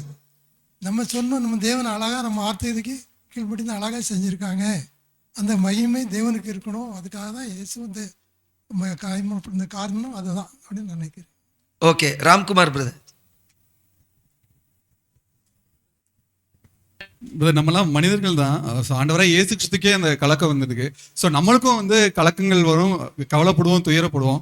அந்த நேரத்தில் அந்த தேவனிடத்தில் இருக்க விசுவாசம், அந்த விசுவாசம் எந்த அளவில் இருக்குது, நம்ம தேவனிடத்தில் விசுவாசம் இல்லை அப்படின்னா அந்த கலக்கம் வந்து அது உலக பிரகாரமாக இருக்கும். தேவனிடத்தில் விசுவாசம் இருந்துச்சு அப்படின்னா அந்த கலக்கத்தை நம்ம வந்து ஈஸியாக மேற்கொள்ள முடியும். ஸோ அதே மாதிரி இந்த மாம்சத்தின் நிச்சயம், கண்ணி நிச்சயம், இதெல்லாம் வந்து பார்த்தீங்கன்னா அது ஈஸியாக வந்து அதுலேருந்து நம்ம வெளியில் வர முடியும். ஸோ அதுக்குள்ளே போயிடும். ஓகே, இன்னும் புக்கில் இருக்கிற கண்டென்ட் இன்னும் வரல. மணிவண்ணன் பிரதர். கலக்கம் அடைந்தாலே அப்படின்னா அந்த இடத்துல ஒரு டிசிஷன் எடுக்க வேண்டிய, நான் கேட்கறது நமக்கான பாடம் இல்லையா? நமக்கானதான். இப்போ நமக்கு கலக்கம் வந்துட்டாலே அந்த இடத்துல ஒரு டிசிஷன் எடுக்க வேண்டிய ஒரு சூழ்நிலை வரும். ஏதாவது ஒரு இடத்துல, இந்த இடத்துல வந்து இந்த சூழ்நிலையை வந்து தவிர்க்கிறதுக்கோ அதுல இருந்து வெளியில வர்றதுக்கோ அந்த இடத்துல டிசிஷன் எடுக்க வேண்டிய ஒரு நிர்பந்தம் இருக்கும் அந்த இடத்துல. அப்ப அந்த இடத்துல வந்து நம்ம வந்து மாமிசன் படி இல்லாம நம்ம தேவனோட விசுவாசத்தினால அவரோட வார்த்தையின்படி நம்ம அந்த அறத்தின் வழியா நம்ம வந்து அந்த ஒரு டிசிஷன் எடுக்கணும் அப்படிங்கறதா இப்போ. ஓகே, இந்த சிஸ்டர் சொல்றாங்க. இந்த ஒரு பிரதர், நம்ம கலக்கம் அடையும் போது எல்லாருமே குறுக்கு வழியில போவோம். இயேசு கிறிஸ்து எப்படி அறத்தின் வழியில போனாரோ அதே மாதிரி அறத்தின் வழியில் போகிறது நலமா இருக்கும். Okay, Gomathi sister. பிரதர், ஜெபிக்கிறது மூலமா வந்து இந்த கலக்கம். Super point. இதுதான் அவர் முதல் சோதனையில ஜெபத்தின் மூலமா எப்படி தம்முடைய பிதாவின் இடத்துல என்ன அந்த இடத்துலயும் ஜெபிச்சாரு, அங்கேயும் என்ன சொன்னார்னா ஜெபித்துதான். சோ இந்த வார்த்தை நம்ம கலங்கும் போது என்ன பண்ணணும்னா பிதாவுக்கு கனத்தை கொடுக்கணும். ஜெபிப்பதன் மூலமாக அந்த இடத்துல நம்ம என்ன பண்ணோம்னா நாம விழுந்து போகாம இருக்கிறதுக்கு முக்கியமா எது அவசியம்? ஜெபம் அவசியம். இன்னும் அடுத்து இன்னும் 2 பாயிண்ட் விட்டுருக்கோம். ராமர் பிரதர். பிரதர், இது வந்து நம்ம சுயத்தை நம்புறோம், நம்மளால முடியும் அப்படின்னு உலக மக்கள் சொல்ற மாதிரி தன்னம்பிக்கை அப்படின்னு சொல்லுவாங்க. அந்த மாதிரி நம்ம சுயத்தை நம்பாம தேவனை நம்பிக்கிறது அப்படின்ற ஒரு கான்செப்ட்ல போகலாம். முக்கியமான பாயிண்ட். சகோதரருக்கு வாழ்த்துக்கள். ரைட், ஆல்மோஸ்ட் நம்ம இந்த ஃபர்ஸ்ட் இந்த சோதனையில வனாந்தரத்துல இந்த சோதனையும் இயேசு கிறிஸ்து கலங்கின முதல் காரியத்துக்குள்ளதை பார்த்துட்டோம். இப்போ நம்ம என்ன பண்ணலாம்னா 2வது அந்த கர்த்தரை கலங்க பண்ணின 2வது காரியத்துக்குள்ளாக போகலாம். இது எந்த அதிகாரத்துல எங்க துவங்குது? யோவான் 12ஆம் அதிகாரம். இந்த 12ஆம் அதிகாரத்தினுடைய இதெல்லாம் 2வது கலக்கம் இங்கதான் ஸ்டார்ட் ஆகுது. இந்த கலங்க பண்ணின இரண்டாவது காரியம் என்ன? இயேசு கிறிஸ்துவை கலங்க பண்ணின யோவான் 12ஆம் அதிகாரத்தில் உள்ள கலங்க பண்ணின காரியம் என்ன?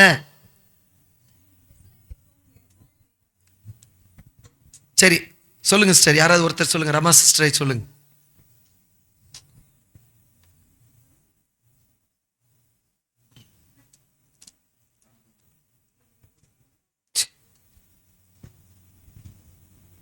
பரிசுத்த நகரத்துக்குள்ள பிரவேசிக்கும் போது அவருக்கு ஒரு கலக்கம் வந்தது. அப்ப 12ஆம் அதிகாரத்துல ஏதோ கர்த்தரை கலங்க பண்ணக்கூடிய ஒரு காரியம் இருக்கு. அது என்னன்னு சொல்லி பார்த்தோம்னா, என்னைக்கு அவர் பரிசுத்த நகரத்துக்குள் பிரவேசிக்கும் போது, அது என்னைக்கு வர்றாரு அவர் பரிசுத்த நகரத்துக்குள்? நீசான் மாதம் 10ஆம் தேதி அவர் வரும்போது, இப்போ அவருக்கு என்ன கலக்கம் அவருக்கு உண்டாயிற்று? Agnel brother.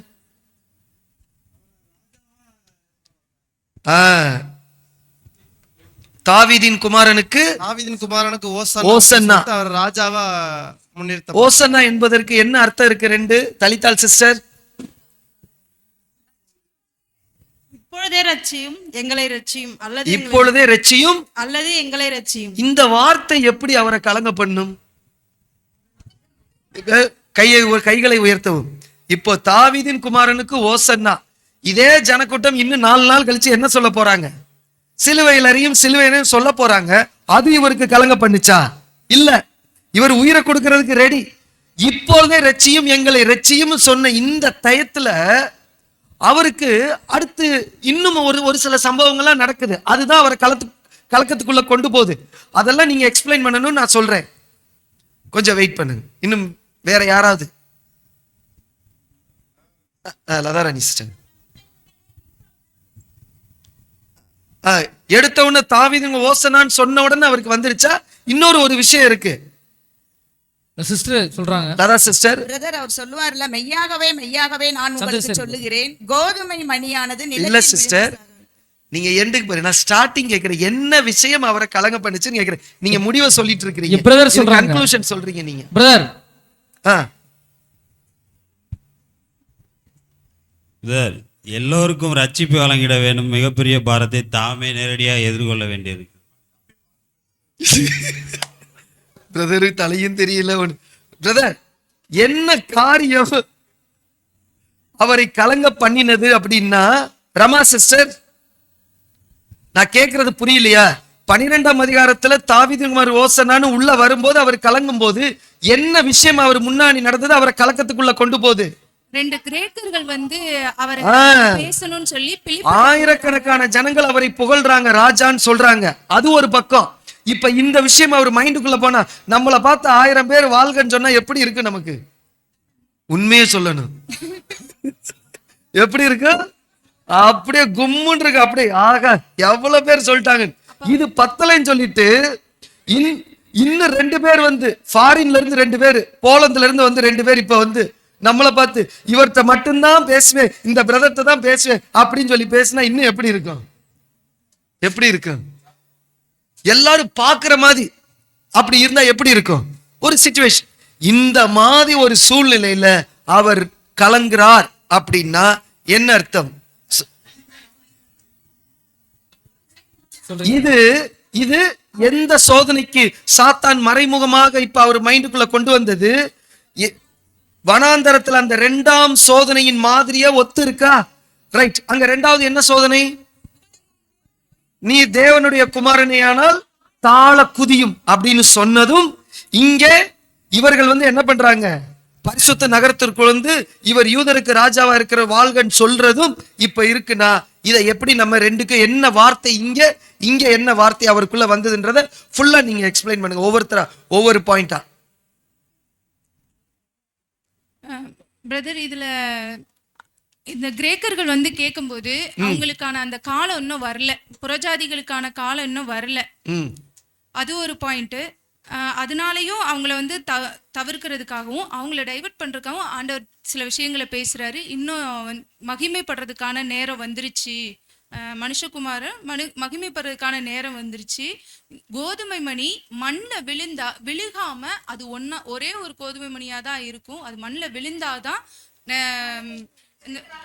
பலனை கொடுக்கும் அப்படின்னு சொல்லி பேசியிருப்பாங்க. அப்ப அவரோட எண்ணம் முழுவதுமே மரிக்கிறத குறிச்சதா தான் இருந்தது. அங்க ரைட். இந்த இடத்துல இப்ப சாத்தான் இந்த இடத்துல இவங்க ஆயிரக்கணக்கான ஜனங்கள் ராஜா வாழ்கன்னு சொல்லும்போது இந்த கிரேக்கர்கள் விசாரிக்கும் போது சாத்தான் அவர் மைண்டுக்குள்ள என்ன கொண்டு வரணும்னு நினைச்சான். அவர் வந்து அந்த இப்ப சுவிசேஷ காலத்துல வர வேண்டிய அந்த ஒரு தேவனை பரிச்சித்து பாக்குறது. பிரதர் சொல்றதா கரெக்ட். நான் இப்ப என்ன கேட்டேன்னா இந்த இடத்துல சாத்தான் அவர் மைண்டுக்குள்ள என்ன கொண்டு வர நினைச்சான்னு கேக்குறேன். ஏன்னா சாத்தானுடைய மைண்ட் என்ன, அவன் ஆல்ரெடி அவனுடைய மைண்ட் எப்படி இருக்கு, நான் வானத்துக்கு ஏறுவேன் உன்னதற்கு ஒப்பாவேன் சொல்லக்கூடிய அந்த மனநிலைய இப்ப 1000 பேர் அவரை புகழ்ந்து சொல்லும் போதும் இந்த மாதிரி கிரேக்கர்கள் விசாரிக்கும் போதும் இவர் இந்த மகிமை என்ன பண்ணும், நிச்சயமாக ஜனங்கள் என்ன பண்ணுவாங்க, தன்னை வணங்குறத இயேசு கிறிஸ்து என்ன பண்ணிக்குவாரு, இவர் ஏற்றுக்கொள்வார், அக்செப்ட் பண்ணிக்குவார். இதை செஞ்சுட்டாருன்னா சாத்தானுக்கு ரொம்ப மகிழ்ச்சி. இயேசு கிறிஸ்து என்ன ஆன மாதிரி, அவர் கீழே விழுந்த மாதிரி அவருக்கு மீட்பு இல்லை. அவனுடைய நெடுநாள் பிளானு என்ன பிளானு, கடைசி வரைக்கும் அவன் பயன்படுத்தின ஆயுதம் என்ன ஆயுதம், நீர் தேவனுடைய குமாரனே ஆனால், நீர் தேவனுடைய குமாரனே ஆனால். இத சொல்லி சொல்லி சொல்லும் போது இப்ப அவர் பிரதர் சொன்ன மாதிரி ஒரு இடத்துல அவர் முடிவெடுத்தும் ஒரு முடிவு எடுக்கணும். அந்த முடிவு எப்படி இருக்கணும்னா சுயமா எடுத்த முடிவா இருக்கக்கூடாது, பிதாவின் சித்தப்படி இருக்கணும். ஒருவேளை முடிவு சுயமா எடுத்துட்டோம்னா அவருக்கே என்ன கிடையாது, அவருக்கே என்ன கிடையாது, ஜீவன் கிடையாது, உயிர்த்தெழுதல் கிடையாது. அப்போ இந்த விஷயம் நிச்சயமா அவரை கலங்க பண்ணிருக்குமா பண்ணிருக்காதா, நிச்சயமா பண்ணும். ஒரு பரிபூர்ண மனுஷனுக்கு உச்சபட்சமான ஒரு கலக்கம் இருந்திருக்கும். நமக்கு வர்ற சில நேரங்கள்ல கலங்க பண்றதுல நம்ம என்ன ஆயிடுறோம்னா விழுந்து போயிடுறோம், சோர்வுக்குள்ளாயிடுறோம், இல்லாட்டி என்ன பண்ணிடுறோம், பேசாம இருந்துடுறோம், தனித்து போயிடுறோம், என்னென்னமோ பண்ணிடுறோம். ஆனா அவருடைய நெருக்கம் இன்னும் நம்ம அந்த 3 நெருக்கங்கள் முடிக்கும் போது இன்னும் நமக்கு தெரியும். இன்னும் இதுல ஒரு சில பாயிண்ட் மிஸ் ஆயிருக்குன்னு நினைக்கிறேன். இந்த 2வது சோதனையில கோயில்பட்டி சகோதரி திவ்யஸ் ஃபர்ஸ்ட் வந்து அந்த வனாந்தரத்துல வரும்போதும் பரிசுத்த நகரத்துக்கு கொண்டுட்டு போய் சோதிக்கிறாங்க. அதுக்கடுத்து முடிவு காலத்திலயும் வந்துட்டு அந்த பரிசுத்த நகரத்துக்கு கொண்டு போய் அவர் தான் ராஜான்னு வந்துட்டு சொல்றாங்க. சூப்பர். எக்ஸாக்ட் ஆன்சர் என்னன்னு கேட்டீங்கன்னா இதுதான். ஏன்னா முதல்லையும் பரிசுத்த நகரத்தில் ஆலயத்தின் உப்பரியை கூட்டிட்டு போய் அங்க சோதனை அதே தான். இப்பயும் பாத்தீங்கன்னா அந்த ஆட்டு வாசல் வழியா அந்த எருசலேம் நகரத்துக்குள்ள பரிசுத்த நகரத்துக்குள்ள வந்து இங்கேயும் என்னன்னு பாத்தீங்கன்னா அவர் அந்த மகிமையை ஏற்றுக்கொள்ளணும் அப்படின்றத சாத்தான் ஈக்குவலா மேட்சா வைக்கிற அந்த சோதனைன்னு சொல்லி பாக்குறோம். ரைட். உண்மையிலேயே இயேசு கிறிஸ்து இந்த இடத்துல அடுத்த கேள்வி ஒரு கேள்வி கேட்டிருக்காங்க. இயேசு கிறிஸ்துவை பார்த்து இந்த ஜனங்கள் புகழ்ந்த உடனே அது நமக்கு எல்லாம் பார்த்துட்டோம், இருந்தாலும் அந்த கேள்வியை கேட்கிறேன், எல்லாருமே பதில் சொல்லலாம். இயேசு அந்த மகிமையின் இன்ப உணர்வில் திளைத்தாரா, இல்லை என்பது தாழ்மையான பதில். ஏன் அது இல்லை நம்ம உறுதியா சொல்ல முடியும்? ஜனங்கள் பேசுற ஒரு வார்த்தை இருக்கு, வாசிக்கலாம். யோவான் 12ஆம் அதிகாரம் 19ஆம் வசனம். யோவான் 12ஆம் அதிகாரம் தானே பாக்குறோம். யோவான் 12:19 ஒரு வசனம் வாசிக்கலாம் பாருங்க. யோவான் 12ஆம் அதிகாரம் 19ஆம் வசனம். அப்பொழுது பரிசேயர் ஒருவரை ஒருவர் நோக்கி, நீங்கள் செய்கிறதெல்லாம் வீண் என்று அறிகிறதில்லையா? இதோ உலகமே அவனுக்கு பின் சென்று போயிற்றே என்றார்கள். என்ன சொல்றாங்க? உலகமே அவனுக்கு. உலகமே ஒரு மனுஷனுக்கு பின்னாடி இருந்தா ஒரு மனுஷனுக்கு பிரைடு வருமா வராதா? நிச்சயமா வரும். அப்போ உலகமே அவன் பின்னாடி போயிருச்சு, நீங்க இங்க இப்படி சும்மா பேசிட்டு இருக்கீங்களேன்னு சொல்லும் போது அவருக்கு அந்த பெருமை கனம் எல்லாம் எடுத்துக்க கொள்ளக்கூடிய ஒரு சூழ்நிலை வருது. ஆனா அவர் என்ன பண்ணிக்கல, அவர் எடுத்துக்கொள்ளலை. அன்புக்குரிய சகோதர சகோதரிகளே, இப்போ அதனாலதான் அவர் என்ன சொல்லிட்டாருன்னா அவருடைய மைண்ட்ல இப்போ என்ன ஒரே பாயிண்ட், இந்த மகிமை கனம் இதெல்லாம் எடுத்துக்க கூடிய மைண்ட்ல அவர் இல்ல.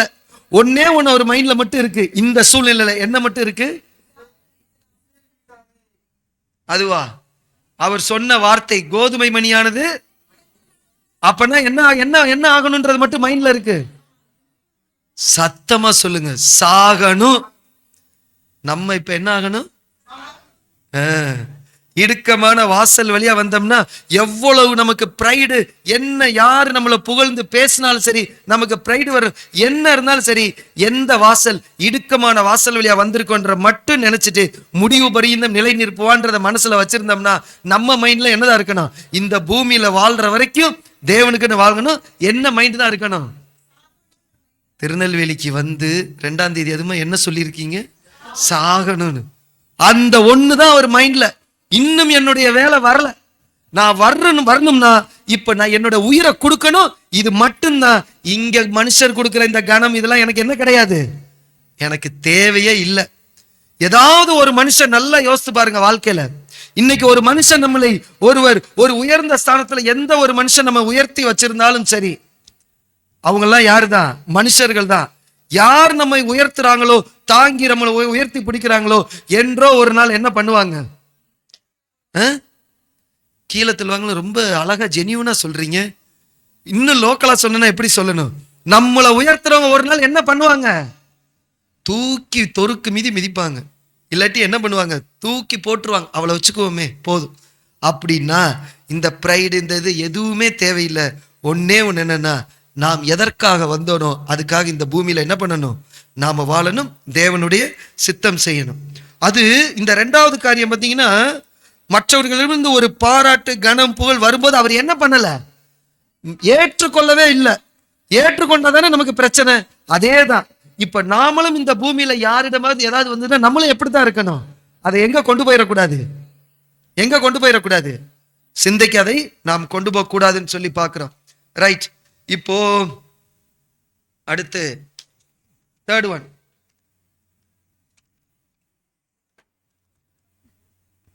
இப்போ இயேசு கிறிஸ்து கோதுமை மணி மண்ணில் விழுந்து மணிந்தால் ஒழியன்னு சொன்னாங்கல்ல. ஒரு விஷயம், இத சொல்லும் போது பரலோகத்திலிருந்து ஒரு சத்தம் வந்துச்சுல, மகிமைப்படுத்தினேன் இன்னும் மகிமைப்படுத்துவேன் வந்துச்சு.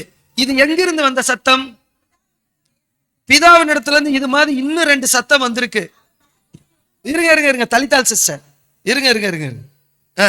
இது எத்தனாவது சத்தம்? மகிமைப்படுத்து. இது 3. அப்ப இதுக்கு முன்னாடி எத்தனை சத்தம் வந்திருக்கு? ஞானஸ்நானம் எடுக்கும்போது ஃபர்ஸ்ட் எங்க இருந்து வந்தது? இயேசு கிறிஸ்து ஞானஸ்நானம் எடுக்கும்போது. அது என்ன வார்த்தை? இவர் நேசகுமாரன், இவரில் நான் பிரியமாய் இருக்கிறேன். நல்லா கவனிங்க. பிதாவின் இடத்துல இருந்து வந்த சத்தம் 3ல முதல் வந்து இவரே என்னுடைய நேசகுமாரன், இவரில் நான் பிரியமாய் இருக்கிறேன். இது முதல் சத்தம், வானத்திலிருந்து வந்த முதல் சத்தம். 1. 2வது எது? 2வது அந்த மறுரூபம் மலையில வந்து அவங்க சொல்லுவார், அப்போ வரும், இவருக்கு செவி கொடுங்க, இவருக்கு செவி கொடுங்கள் என்று வானத்தில் வந்த 2வது சத்தம். 3வது எங்கன்னா, இந்த சம்பவம் நடக்கும் போது மகிமைப்படுத்தினேன் இன்னும் மகிமைப்படுத்துவேன். இந்த மாதிரி விஷயம்லாம் இந்த புக்கு படிக்கும் போது நம்மளே என்ன பண்ணிக்கிறோம்? தெரிஞ்சுக்கிறோம். வானத்திலிருந்து எத்தனை சத்தம் வந்தது, அவருக்கு நேரடியாக கொடுக்கப்பட்டது. அப்போ 3 வந்திருக்கு. இப்போ இது சொன்னதுக்கு அப்புறம், மகிமைப்படுத்த இன்னும் மகிமைப்படுத்த சொன்னதுக்கு அப்புறம் இயேசு ஜனங்களுக்கு என்ன சொல்ல விரும்பினார்? அவர் ஒரு விஷயத்தை ஜனங்களுக்கு சொல்ல விரும்பினார் இல்ல? இந்த சத்தம் என் நிமித்தமும் உண்டாகாமல் உங்கள் நிமித்தமே உண்டாயிற்று. இப்பொழுதே இந்த உலகத்துக்கு நியாய தீர்ப்பு உண்டாகிறது. இதோ இந்த உலகத்தின் அதிபதி புறம்பாக தள்ளப்படுவான் அப்படின்ற வார்த்தை சொல்றாருல. இதை வச்சு ஜனங்களுக்கு என்ன சொல்ல வர்றாருன்னு கேட்கிறேன். சாத்தான் தோக்க போற, மீட்பு சமீபமா இருக்குதுன்னு சொல்லி முடிக்கிறார். அவ்வளவுதான். ரைட். இப்போ 3வது காரியத்துக்கு வந்துடலாம். கர்த்தரை கலங்க பண்ணின 3வது காரியம்.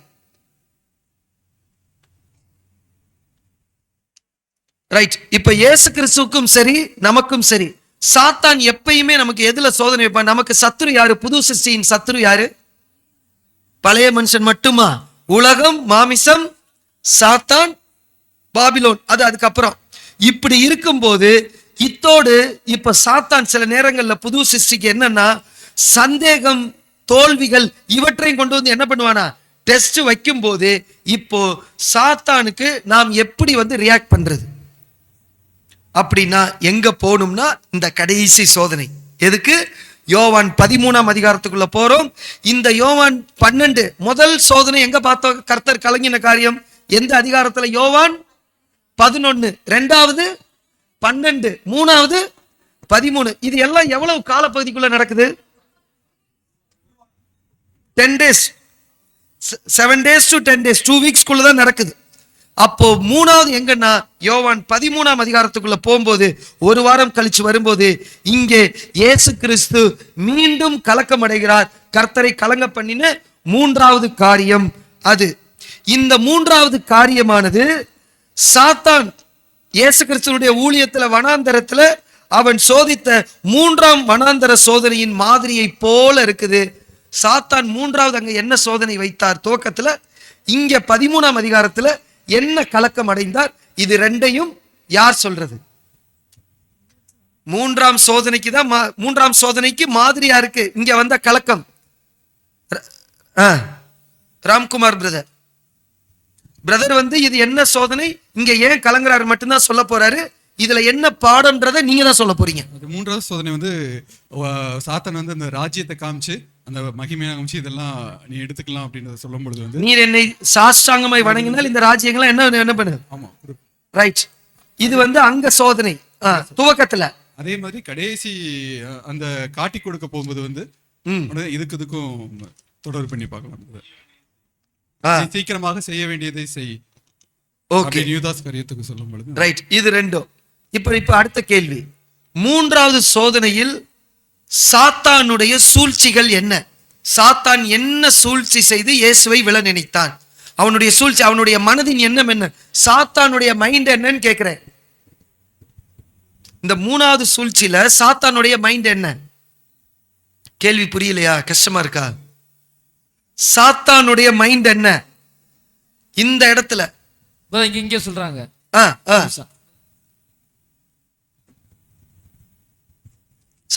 இயேசு கிறிஸ்து வந்து மறிக்க கூடாது. அத மெயின் பாயிண்ட்.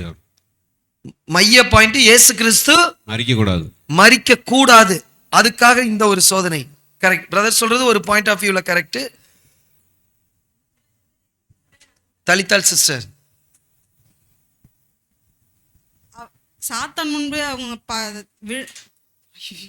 பணிந்து கொள்வதும் அவருக்கு முன்னாடி இருந்த ரட்சிப்பின் பணியின் வலி வேதனை எல்லாம் அனுபவிக்காம இருக்கணும்ன்றதுதான் சாத்தானோட சித்தம். ஒரு பாயிண்ட் சிஸ்டர் அழகா எடுத்து வச்சுட்டாங்க. ஒரு பாயிண்ட் எடுத்து வச்சிருக்காங்க. இன்னும் ஒரு பாயிண்ட் இருக்கு. சாத்தான் இயேசு கிறிஸ்துவ மீட்ப எப்படி எடுத்துக்கிறதுக்கு புஷ் பண்றான் தெரியுமா? இந்த மனுக்குலத்துக்கு கொடுக்கறத, அதுக்கு என்ன வழி? குறுக்கு வழியில என்ன பண்றான்? அவரை கொண்டு போய் என்ன பண்றான்? நீ இதுக்காக தானே, இதுக்கு நீங்க 3.5 வருஷம் கஷ்டப்பட்டு இந்த ஜனங்கள்கிட்ட, இஸ்ரேல் ஜனங்கள்கிட்ட அவமானப்பட்டு, இந்த பரிசெயர் சதுசெயர் வேதபாரர்கள் முன்னாடி கேவலப்பட்டு, இப்படிலாம் செஞ்சு நீங்க ஜீவனை கொடுத்து இந்த ராஜ்யத்தை என்ன பண்ணணும்? நீங்க பெற்றுக்கொள்ளணுமா? இதுக்கு அவசியமே இல்லை. நீங்க என்ன பண்ணுங்க, என்னை தண்டனிட்டு வணங்கினா இது எல்லாத்தையும் நான் என்ன பண்ணிடுறேன், உங்களுக்கு கொடுத்துறேன். இதுக்கா இவ்வளவு கஷ்டப்படுறீங்க? நான் சொல்றது எவ்வளவு ஈஸி. இப்படி யாராவது ஒருத்தர் நம்மகிட்ட சொன்னா எப்படி இருக்கும்?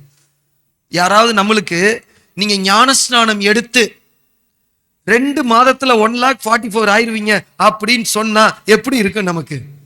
பிரதர், எப்பயோ நான் சபையா இருப்பேன் பிரதர். 1,40,000 பேரும் நீங்க ஞானஸ்நானம் எடுத்து அதிகபட்சம் ஒரு 6 monthsல நீங்க 1,44,000 ஆயிருவீங்கன்னு சொன்னா இந்நேரம் எல்லாரும் என்ன ஆயிருப்போம்? ஆமா, அது நடக்குமா? நடக்க. இப்போ என்னன்னா, இந்த பாடுகள், உபத்திரவங்கள், இடுக்கமான வாசல், இது எல்லாம் வந்து இப்போ அக்னியானது என்னது?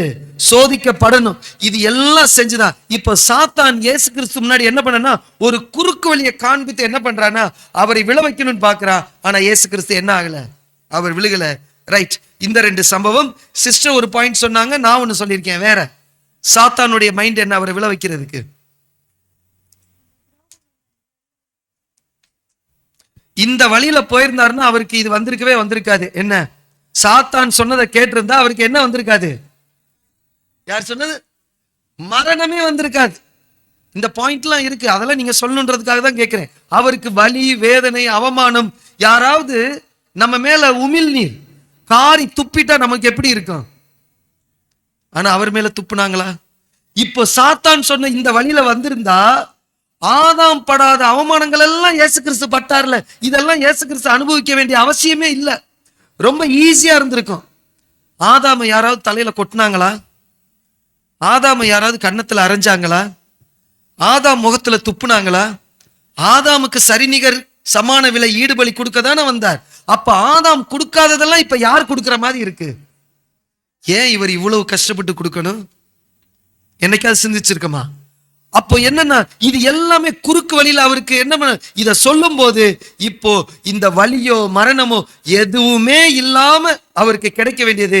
ஆனா அவர் அப்படி எடுத்துக்கல. ஏன்னு சொல்லுங்க. ஏன்னா சுயமா எதுவும் முடிவெடு சொல்லுங்க பிரதர்.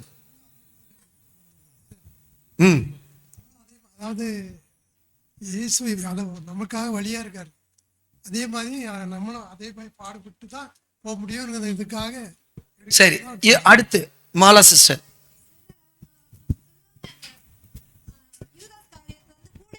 இல்லையா, அவர் கூட இருந்த ஒருத்தவங்க துரோகம் பண்றாங்க இல்லையா, அந்த வலியும் வேதனை இவர் அனுபவிக்கிறதுக்கு அவர் தயாரா இருந்திருக்காரு. அந்த ஒரு விஷயம் அதுல இருக்கு. அந்த விஷயம் இப்பதான் சிஸ்டர் பாயிண்ட்டுக்கு வந்திருக்காங்க. அடுத்து லதா சிஸ்டர்.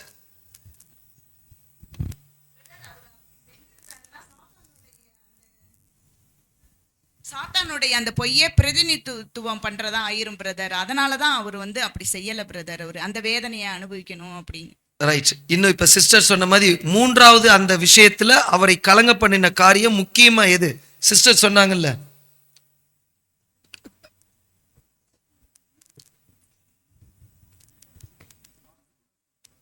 அவ்வளவுதான் முடிச்சிடும். பிரதர், சாத்தான் அவங்களுக்கு எவ்வளவுதான் சோதனை கொடுத்தாலும் இயேசு கிறிஸ்து தேவனுடைய சித்தத்தை செய்யறதுல மட்டும்தான் உறுதியா இருந்தாங்க. எக்ஸாக்ட்லி.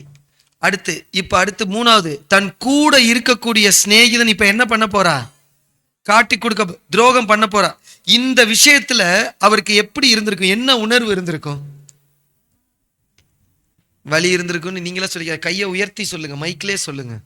அவருக்கு என்ன இந்த மூணாவது கலங்க பண்ணின காரியத்துல அவருக்கு என்ன உணர்வு இருந்துச்சுன்னு கேக்குறேன். இதுவும் ஆவியிலே கலங்கி, அதே வார்த்தை தான். ஏற்கனவே வந்த கிளர்ச்சி, நெருக்கப்படுதல், வியாகுலப்படுதல், துயரப்படுதல், கவலை, இந்த இடத்துலயும் அவர் ஆவியிலே கலங்கி, யாரு?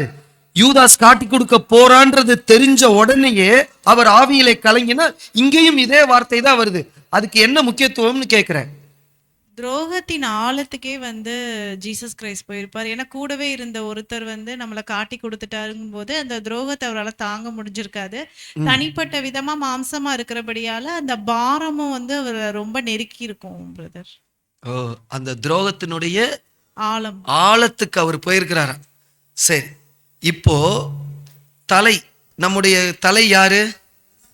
எஸ். தலைக்கு நிகழ்ந்தது சரீரத்துக்கு நிகழுமா நிகழாதா? இப்ப அவருக்கு என்ன நடந்துச்சு? துரோகம். இப்ப துரோகத்தினுடைய ஆழத்துக்கு அவர் போனாருன்னு சொன்னா, நம்ம லைட்டா மேலாப்ல அதை ஒரு தொட்டம்னா கூட நம்ம என்ன ஆயிடுவோம்? கலங்கிருவோம். ஆனா அவர் எங்க போயிருக்கிறாரா? துரோகத்தினுடைய ஆழத்துக்கு. எந்த அளவுக்கு அவர்கள் மேல் நீர் எனக்கு தந்தவர்களுக்காக சோத்தரிக்கிறேன் தேவனை பார்த்து அவர் ஜெபிக்கும் போது எந்த அளவு அவர்கள் மீது அன்பு வைத்திருப்பார். அங்கிருந்து ஒரு துரோகம் வரும்போது அவருடைய மனசு எப்படி இருக்கு? என்ன வலி வலிச்சிருக்கும். ஆனா நம்மளுடைய வாழ்க்கையில தலைக்கு நிகழ்ந்தது சரீரமாகிய சபைக்கும் நிகழும் போது இந்த இடத்துல அவர் ஒரு முடிவெடுத்தாகணும்ல. அப்படின்னா அதுதான் பாத்தீங்கன்னா இங்குள்ள முடிவெடுக்கும் நிலை வலி நிறைந்ததா இருக்கிறது, துரோகத்தினுடையதா இருக்கிறது. இந்த வலி, இப்படி ஒரு சூழ்நிலை, நமக்கு ஒரு துரோகம் வந்துருச்சு. இந்த டயத்துல நாம எப்படி செயல்படணும்? அவ்வளவுதானே? யாருமே செயல்பட மாட்டீங்களா? இப்படி ஒரு துரோகம் நமக்கு முன்னாடி நடந்துருச்சுன்னா இப்ப நமக்கான பாடம் கேட்கிறேன். நாம எப்படி செயல்படுவோம்? நம்ம துரோகத்தின் ஆழத்துக்கு போறோமோ இல்ல பாதிக்கு போறோமோ? நாம எப்படி செயல்படணும்னு கேட்கிறேன். ரமா சிஸ்டர், கைகளை உயர்த்துங்க. பிரதர், அந்த வழியோட ஆழத்துல ஆண்டவர் இருக்கும் போதும் ரெண்டு விஷயங்கள்ல அவர் கவனமா இருந்தார். ஒண்ணு தேவனுக்கு மகிமையை செலுத்தணும், அவரோட திட்டத்தை கரெக்டா செஞ்சு முடிக்கணும். என்ன சொல்றாங்கன்னு புரியுதா? ஒரு துரோகம் தலைக்கு நடந்தது சரீரமாகிய சபைக்கும் நிகழும் போது இப்ப நாம என்ன சொன்னோம்னா ரெண்டு விஷயத்துல நம்மளுடைய கவனத்தை செலுத்தணும். ஒண்ணு யார் மேல தெரியுமா? பிதாவாகிய தேவன் மீது. ரைட்டா? அதான சிஸ்டர் சொல்ல வரீங்க? கரெக்ட். ஒண்ணு யார் மேல இப்ப நம்ம கவனம் செலுத்தணும்? பிதாவாகிய தேவன் சித்தம் செய்யணும்னு ஒப்பு கொடுக்கணும். அடுத்தது அவரோட சீசர்கள் மேல அவரோட கவனம் இருந்தது. சரி, சீசர் அடுத்து அவங்களை பின்பற்றி வர அந்த சீசர்கள் மேல அவங்க பின்னாடி நமக்காகவும் கூட அவர் யோசிச்சிருக்காரு.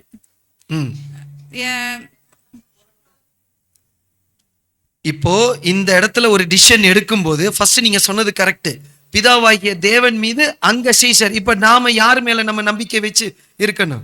நம்ம சகோதர உடன் சகோதர சகோதரி. இந்த துரோகத்துல ஒரு விஷயம் இருக்கு பாத்தீங்களா? ஒரு ஸ்பெஷல் இருக்கு பாத்தீங்களா? கர்த்தர் இயேசு செஞ்ச ஒரு மிகப்பெரிய ஒரு ஸ்பெஷல் இந்த துரோகத்துல. தன் கூட இருந்த யார் துரோகம் பண்ண போறான்றத சீஷர்கள் கேட்கிறாங்க.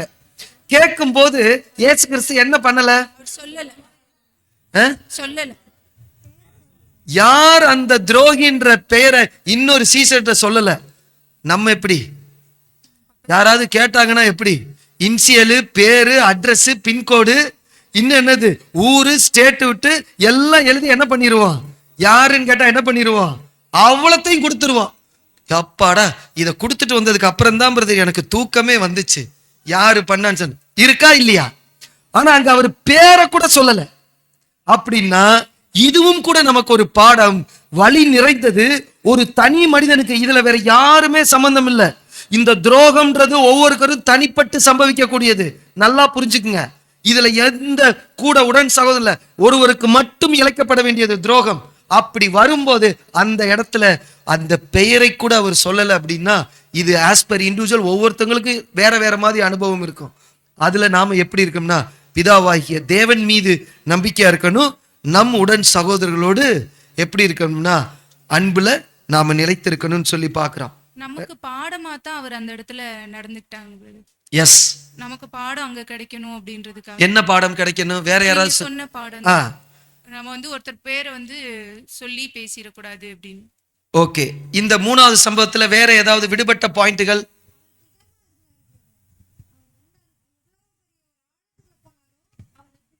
Super point. இதுவும் அதுல இருக்கு. சின்ன விஷயம்தான். இவ்வளவு இந்த துரோகத்தினுடைய ஆழத்துல போய் ஏற்கனவே நம்ம பார்த்திருக்கோம் மெமோரியல் டேத்துல. அவர் உபத்திரவத்தின் ஆழத்துல போய் எல்லா அவமானத்தையும் பட்டார். இப்ப துரோகத்திலையும் அடியில போய் அவர் போகும்போது அவர் எப்படி இருக்கிறாருன்னா என்ன மாதிரி இருக்கிறாரு? திடமா இருக்கிறார். ஏன்னா அவருக்கு யார் மேல நம்பிக்கை இருக்குன்னா பிதாவாகியது. ஏன்னா கோதுமை மணி மண்ணில் விழுந்து அது மடியணும், நான் சாகணும், அப்பா இருக்கிறார் என்ற நம்பிக்கை இருக்கிற வரைக்கும் அவர்னால இப்ப முடிவெடுக்கிறதுல அவர் திடமா இருக்கிறார். பிரியங்கஸ்டர் பிரதர், இதுல வந்து முக்கியமா நம்ம கவனிக்க வேண்டியது என்னன்னா, துரோகம் நடைபெறும் போது எல்லாருமே என்ன செஞ்சிருவாங்கன்னா தான் எதுக்காக இதுக்குள்ள வந்தோங்கிறதையும் மறந்துடுவாங்க. ஆனா இயேசு கிறிஸ்து வந்து 3 வேலையை கரெக்டா செஞ்சாரு. ஒன்று தேவனை வந்து எப்பயுமே மகிமைப்படுத்தணும் அப்படிங்கிறதுல சரியா இருந்தாங்க. 2வது வந்துட்டு சீஷர்களுக்கு வந்து முன்மாதிரியை வச்சுட்டு போனாங்க. 3வது தான் என்ன வேலைக்காக வந்தோங்கிறத ஒரு நொடி பொழுது கூட அவர் மறக்கல. தான் அழைக்கப்பட்ட அழைப்பையும் தெரிந்து கொள்ளுதலையும் வந்து கடைசி வரைக்கும் செய்து முடித்துட்டு போனார். அது மாதிரி நம்மளுமே அப்படி இருக்கணுங்கிறதா இதுல 3வது பாயிண்ட்ல நம்மளுக்கான காரியமா இருக்கு பிரதர். ஓகே, இதுல ஒரு பாயிண்ட் என்னன்னா, நான் எப்படி உங்களோட அன்பா இருக்கணும் அது போல நீங்களும் ஒருவர் எப்படி இருங்க, அன்பா இருங்கன்றதையும் புரிய வைக்கிறார். வேற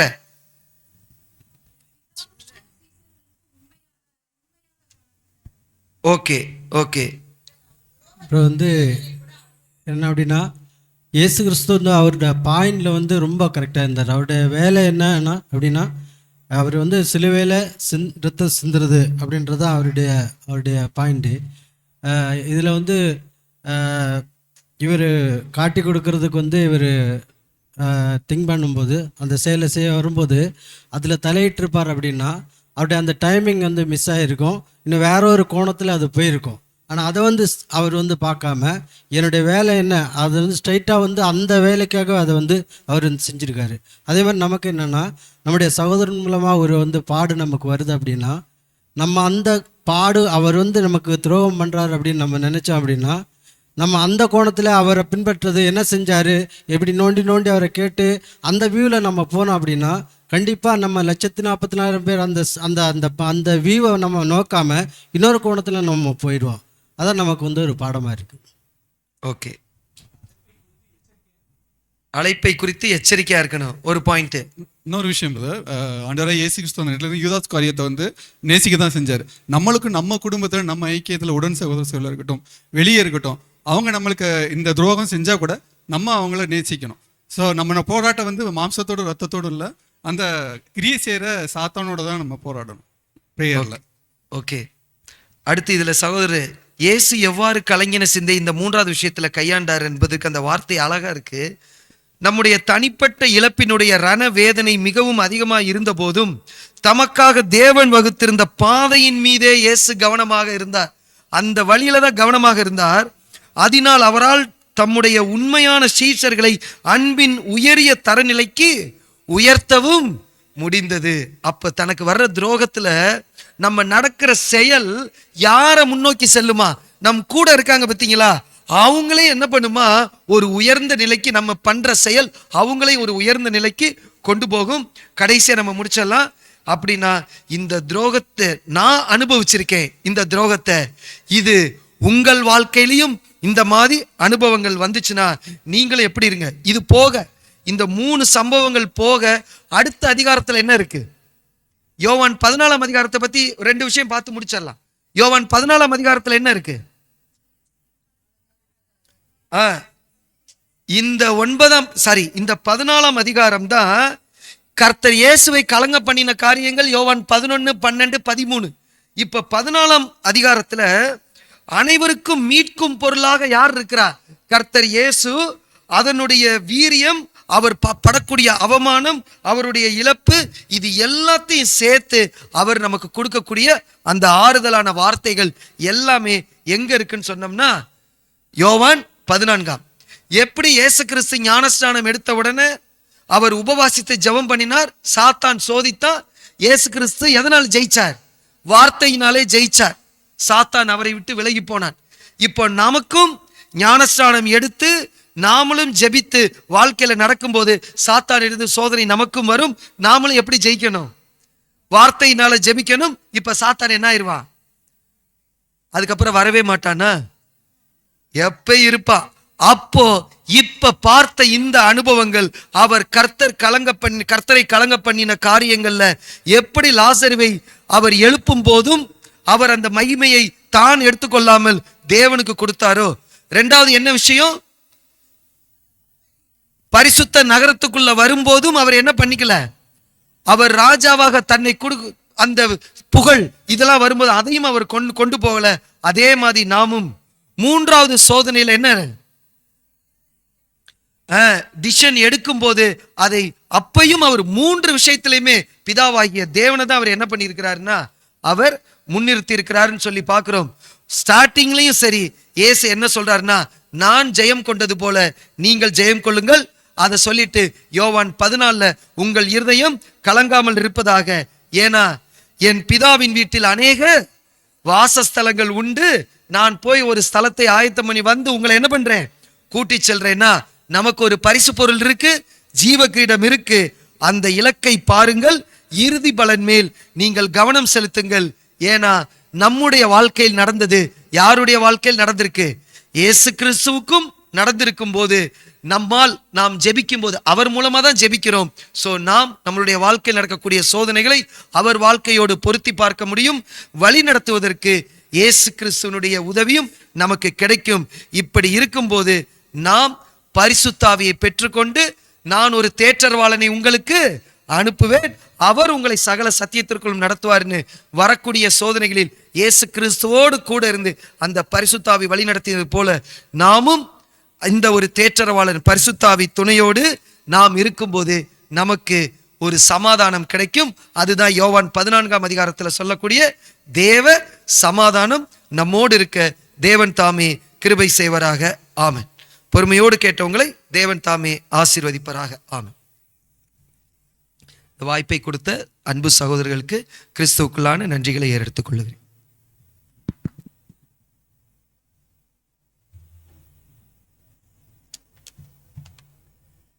கிறிஸ்துவுக்குள் பிரியமானவர்களே, கலக்கம் என்கிறது மாறி இப்பொழுது சற்று மனமகிழ்ச்சியாக இருக்கிறதாக நான் உணர்கிறேன். நானும் மறுபடியும் ஒரு கேள்வி உங்க முன்னாடி வைக்கிறேன். யாராவது கலங்கினீங்களான்னு கேட்கிறேன். இப்போ இங்க கலங்கினீங்களா? உண்மையா கலங்கினீங்களா? கேட்கிறேன். கலங்க இல்லையா? இங்கே அநேகர் நன்றாக பதில் சொன்னீங்க. அப்ப சகோதரங்க என்ன சொன்னாராமாம்? சூப்பர், வெரி குட், எக்ஸலண்ட் இப்படி சொன்னாரா? கொஞ்சம் உள்ளுக்குள்ள ஒரு குதூகலிப்பு. அதுதான் இங்க உள்ள பாடம். அதத்தான் கலக்கம். இங்க கலங்க வேண்டும். புரியுதா? இதுதான் என்னோட சப்ஜெக்டோட சாராம்சமே இதுதான். அந்த டைம்ல கலங்க வேண்டும். ஒரு வாட்டி அப்போஸ்தலன் பவுல் லீஸ்திராவுக்கு போயிட்டாரு. எங்க இருக்குதாம்? நான் சொன்ன இந்த கண்டென்ட் எங்க இருக்குன்னு கேட்டேன். அப்போஸ்தலர் நடவடிக்கைகள் தெரியுது எங்க.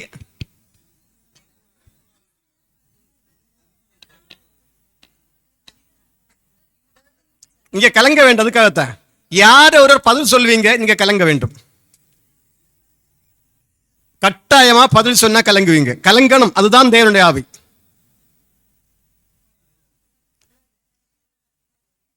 இப்ப நானே கலங்க வேண்டி இருக்குமோ? அப்போஸ்தலர் வாசிங்க சிஸ்டர். அப்போஸ்தலர் 14ஆம் அதிகாரம் 14 முதல் வாசிங்க. அப்போஸ்தலர் 14ஆம் அதிகாரம் 14ஆம் வசனம் முதல். அப்போஸ்தலராகிய பர்னபாவும் பவுலும் அதை கேட்டபொழுது, எதை கேட்டது அப்படின்னா, தாயின் வயிற்றிலிருந்து சப்பானியவர் பிறந்த ஒரு மனுஷனை என்ன பண்ணிட்டாங்க, நடக்க வச்சுட்டாங்க. மனுஷர் எல்லாம் பின்னாடி வர்றாங்க. எங்க ஓடிட்டாங்களாம்? எங்க அப்படியே ஓடி அவங்களோட வஸ்திரத்தை கிழித்துட்டே ஓடிட்டாங்களே. ஏன்னா என்ன ரீசனாம்? கலங்குறாங்க. இதுதான் பாயிண்ட். இங்க இருக்க ஒவ்வொரு தேவனுடைய பிள்ளைகளும் ஏதாவது மகிமை தேவன் நமக்கு தருகிறார், தேவன் நமக்கு தருகிறது கிடையாது. அதனால் நான் கலங்குகிறேன் ஆண்டவர் என்கிறதான உணர்வு யார் யாருக்கு நம்ம வருகிறதோ உண்மையாகவே பரிசுத்தாவின் வழிநடத்த அவங்க வேண்டி இருக்கிறதாக பொருள். கட்டாயமா கலங்க வேண்டும். ஏன் கலங்கணும்னா, இந்த மகிமை தேவன் ஒருவருக்கே சொந்தமானது. நான் தேவன் பயன்படுத்துகின்ற ஒரு கருவி என்கிறதான ஒரு உணர்வோடு நாம் நம்முடைய ஓட்டத்தை ஓடுவோம் என்று சொன்னால் நிச்சயமாகவே நமக்கு முன்பாக வைத்திருக்கின்ற அந்த ஒரு பந்தய பொருளை பெற்றுக்கொள்ள தேவன் தாமே கிருபை செய்வாராக. தொடர்ந்து பாடல் குழு 80 ஒரு பாடல் பாடும்போது சபையார் யாவர் 80 பாடல் பாடுவோம். அன்பே பிரதானம் என்கிற பாடலை பாடி கர்த்தர் நாமத்தை மகிமைப்படும். அதற்கு பிற்பாடு அன்பு சகோதரர் அழகிய மண்டபம் சபையை சார்ந்த விக்டர் அவர் நம்மை ஜெபத்தில் வழி நடத்துமாறு அன்பாய் கேட்டுக் கொள்ளப்படுகிறது.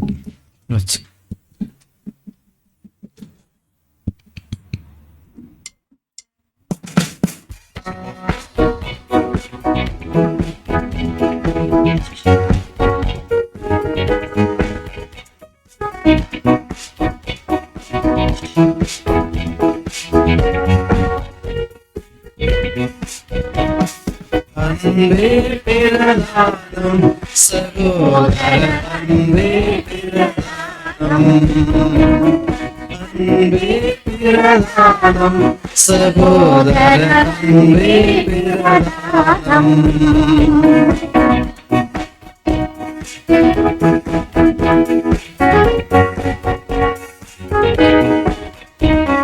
பண்புறு ஞானம் பரம நம்பிக்கை இன்ப விசுவாசம் இவைகளிலெல்லாம்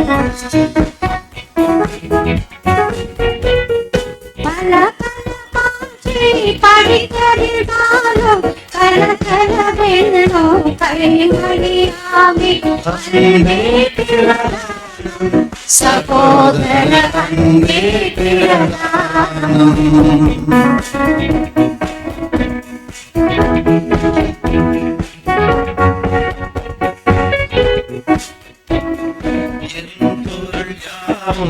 ஈந்தளித்தாலும் அன்பில்லையானால் அதில் பயனில்லை.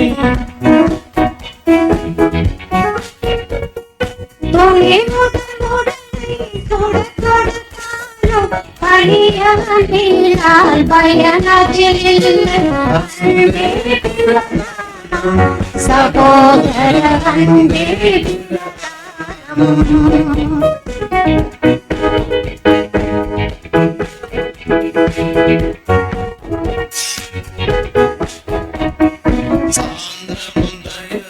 சகல நற்குணமும் போந்த சத்தியமும் பொறுமையும் உள்ள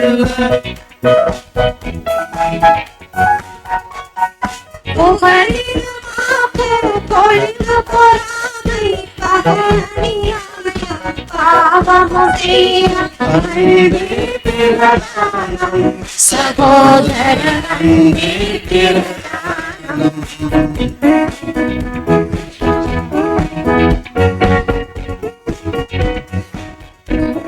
சினமடையாது தீங்கும் என்னாது தினமணியாது தீமை செய்யாது.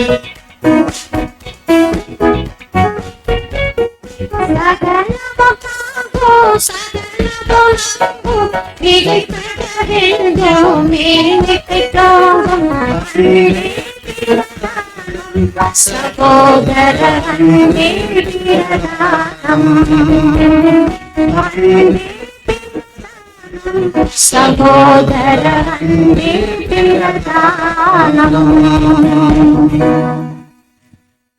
அன்பு சகோதரர் ராஜகுமார் அவர்கள் நம்ம எல்லாருமே கலங்கடிக்க செய்தமைக்காக, நம்முடைய இருதயங்களில் அந்த கலக்கத்தின் தாக்கத்தை உருவாக்குவதற்காக சபையின் சார்பாக சகோதரருக்கு அன்பையும் வாழ்த்தலையும் தெரிவித்துக் கொள்கிறோம். இப்பொழுது அன்பு சார் விக்டர் வந்து நம்மை ஜெபத்தில் வழிநடத்துமாறு அன்பாய் கேட்டுக்கொள்ளப்படுகிறது.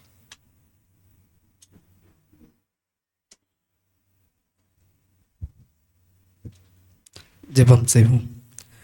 மகா உன்னதங்களில் வீற்றிருந்து இந்த பூமியின் மணிமக்களாகி எங்கள் ஒவ்வொருவரையும் கண்ணோக்கி பாதுகாத்து வருகிற ஒன்றான மெய் தேவனே, அப்பா பிதாவே, இதோ தகப்பனே, உடைய மகா பெரிதான கிருபையினாலும் இரக்கத்தினாலும் உடைய தயவுள்ள சித்தத்தினாலும் தேவரை மட்டும் எங்களை காத்து எங்களை வாழ்நாளில் ஒரு நாளை கூட தந்து இந்த நாளின் தகப்பனே உடைய உன்னதமான வார்த்தைகளை நாங்கள் கேட்கும்படியாகவும் உடைய நாமத்தை மைமைப்படுத்தும்படியாகவும் தேவரீர் எங்களுக்கு பாராட்டின மேலான கிருபைக்காக, இரக்கத்திற்காக, அன்பிற்காக உம்முடைய அன்பு குமாரனாகிய கிறிஸ்தேசு மூலமாக 1000 துதி ஸ்தோத்திரங்களையும் நன்றிகளையும் ஏறெடுக்கிற தகப்பனே, அப்பா பிதாவே, இந்த உலகத்திலே எத்தனையோ கோடி ஜனங்கள் இருந்த போதிலும் தகப்பனே, அற்பருங்குப்பையும் தூசியும் பாவியுமாகிய எங்களை தெரிந்து கொண்டு உம்முடைய வார்த்தைகளையும் தெய்வீக திட்டங்களையும் இந்த உலகத்திற்கு கிடைக்க பெறாத ஒரு உன்னதமான சந்தோஷத்தை தேவரீர் உம்முடைய பிள்ளைகளாக எங்களை அழைத்து எங்களுக்கு தந்து கொண்டு இருக்கிறீர். அதற்காக கோடாகோடி நன்றிகளையும் துதி ஸ்தோத்திரங்களையும் ஏறெடுக்கிற தகப்பனே,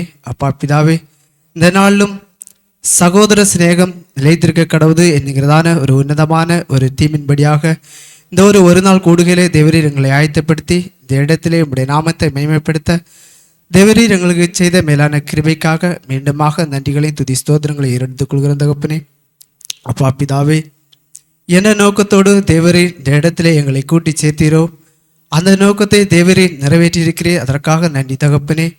அப்பா பிதாவே, இந்த நாளிலும் அன்பு தணிந்து போகிறதான ஒரு காலத்துக்குள்ளாக நாங்கள் இருக்கிறோம் என்பதை அறிந்து கொண்டு உம்முடைய அன்பு குமாரனாகிய கிறிஸ்தேசு இந்த பூமியில் உள்ள எல்லா உலக திட்டங்களை அறிந்தவராய் அவர் உண்மை மட்டுமே மேன்மைப்படுத்தினார்.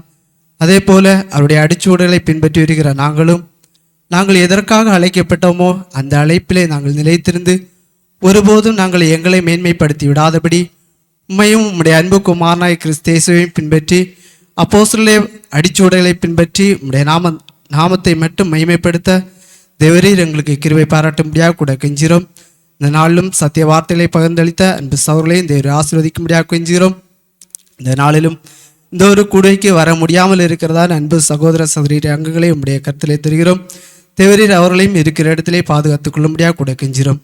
தொடக்கம் முதல் முடியும் மட்டும் உம்முடைய தெய்வீக பிரசனமும் கிருபையும் ஆளுகையும் எங்களோடு கூட இருந்தபடினால் மீண்டுமாக நன்றிகளையும் துதி ஸ்தோத்திரங்களையும் எடுத்துக்கொண்டு இந்த ஒரு சிறிய மன்றாட்டை எங்கள் ரட்சகரும் மீட்பெரும் போதகரும் கண்மலையும் ஜீவாதிபதியுமாய் இருக்கின்ற எங்கள் ஆண்டவராகிய இயேசு கிறிஸ்துவின் விலையேறப்பெற்ற நாமத்தின் மூலமாக ஜெபிக்கிறோம். ஜீவனும் பரிசுத்தமும் நிறைந்த எங்கள் அன்பின் பரலோக பரமபிதாவே, ஆமீன்.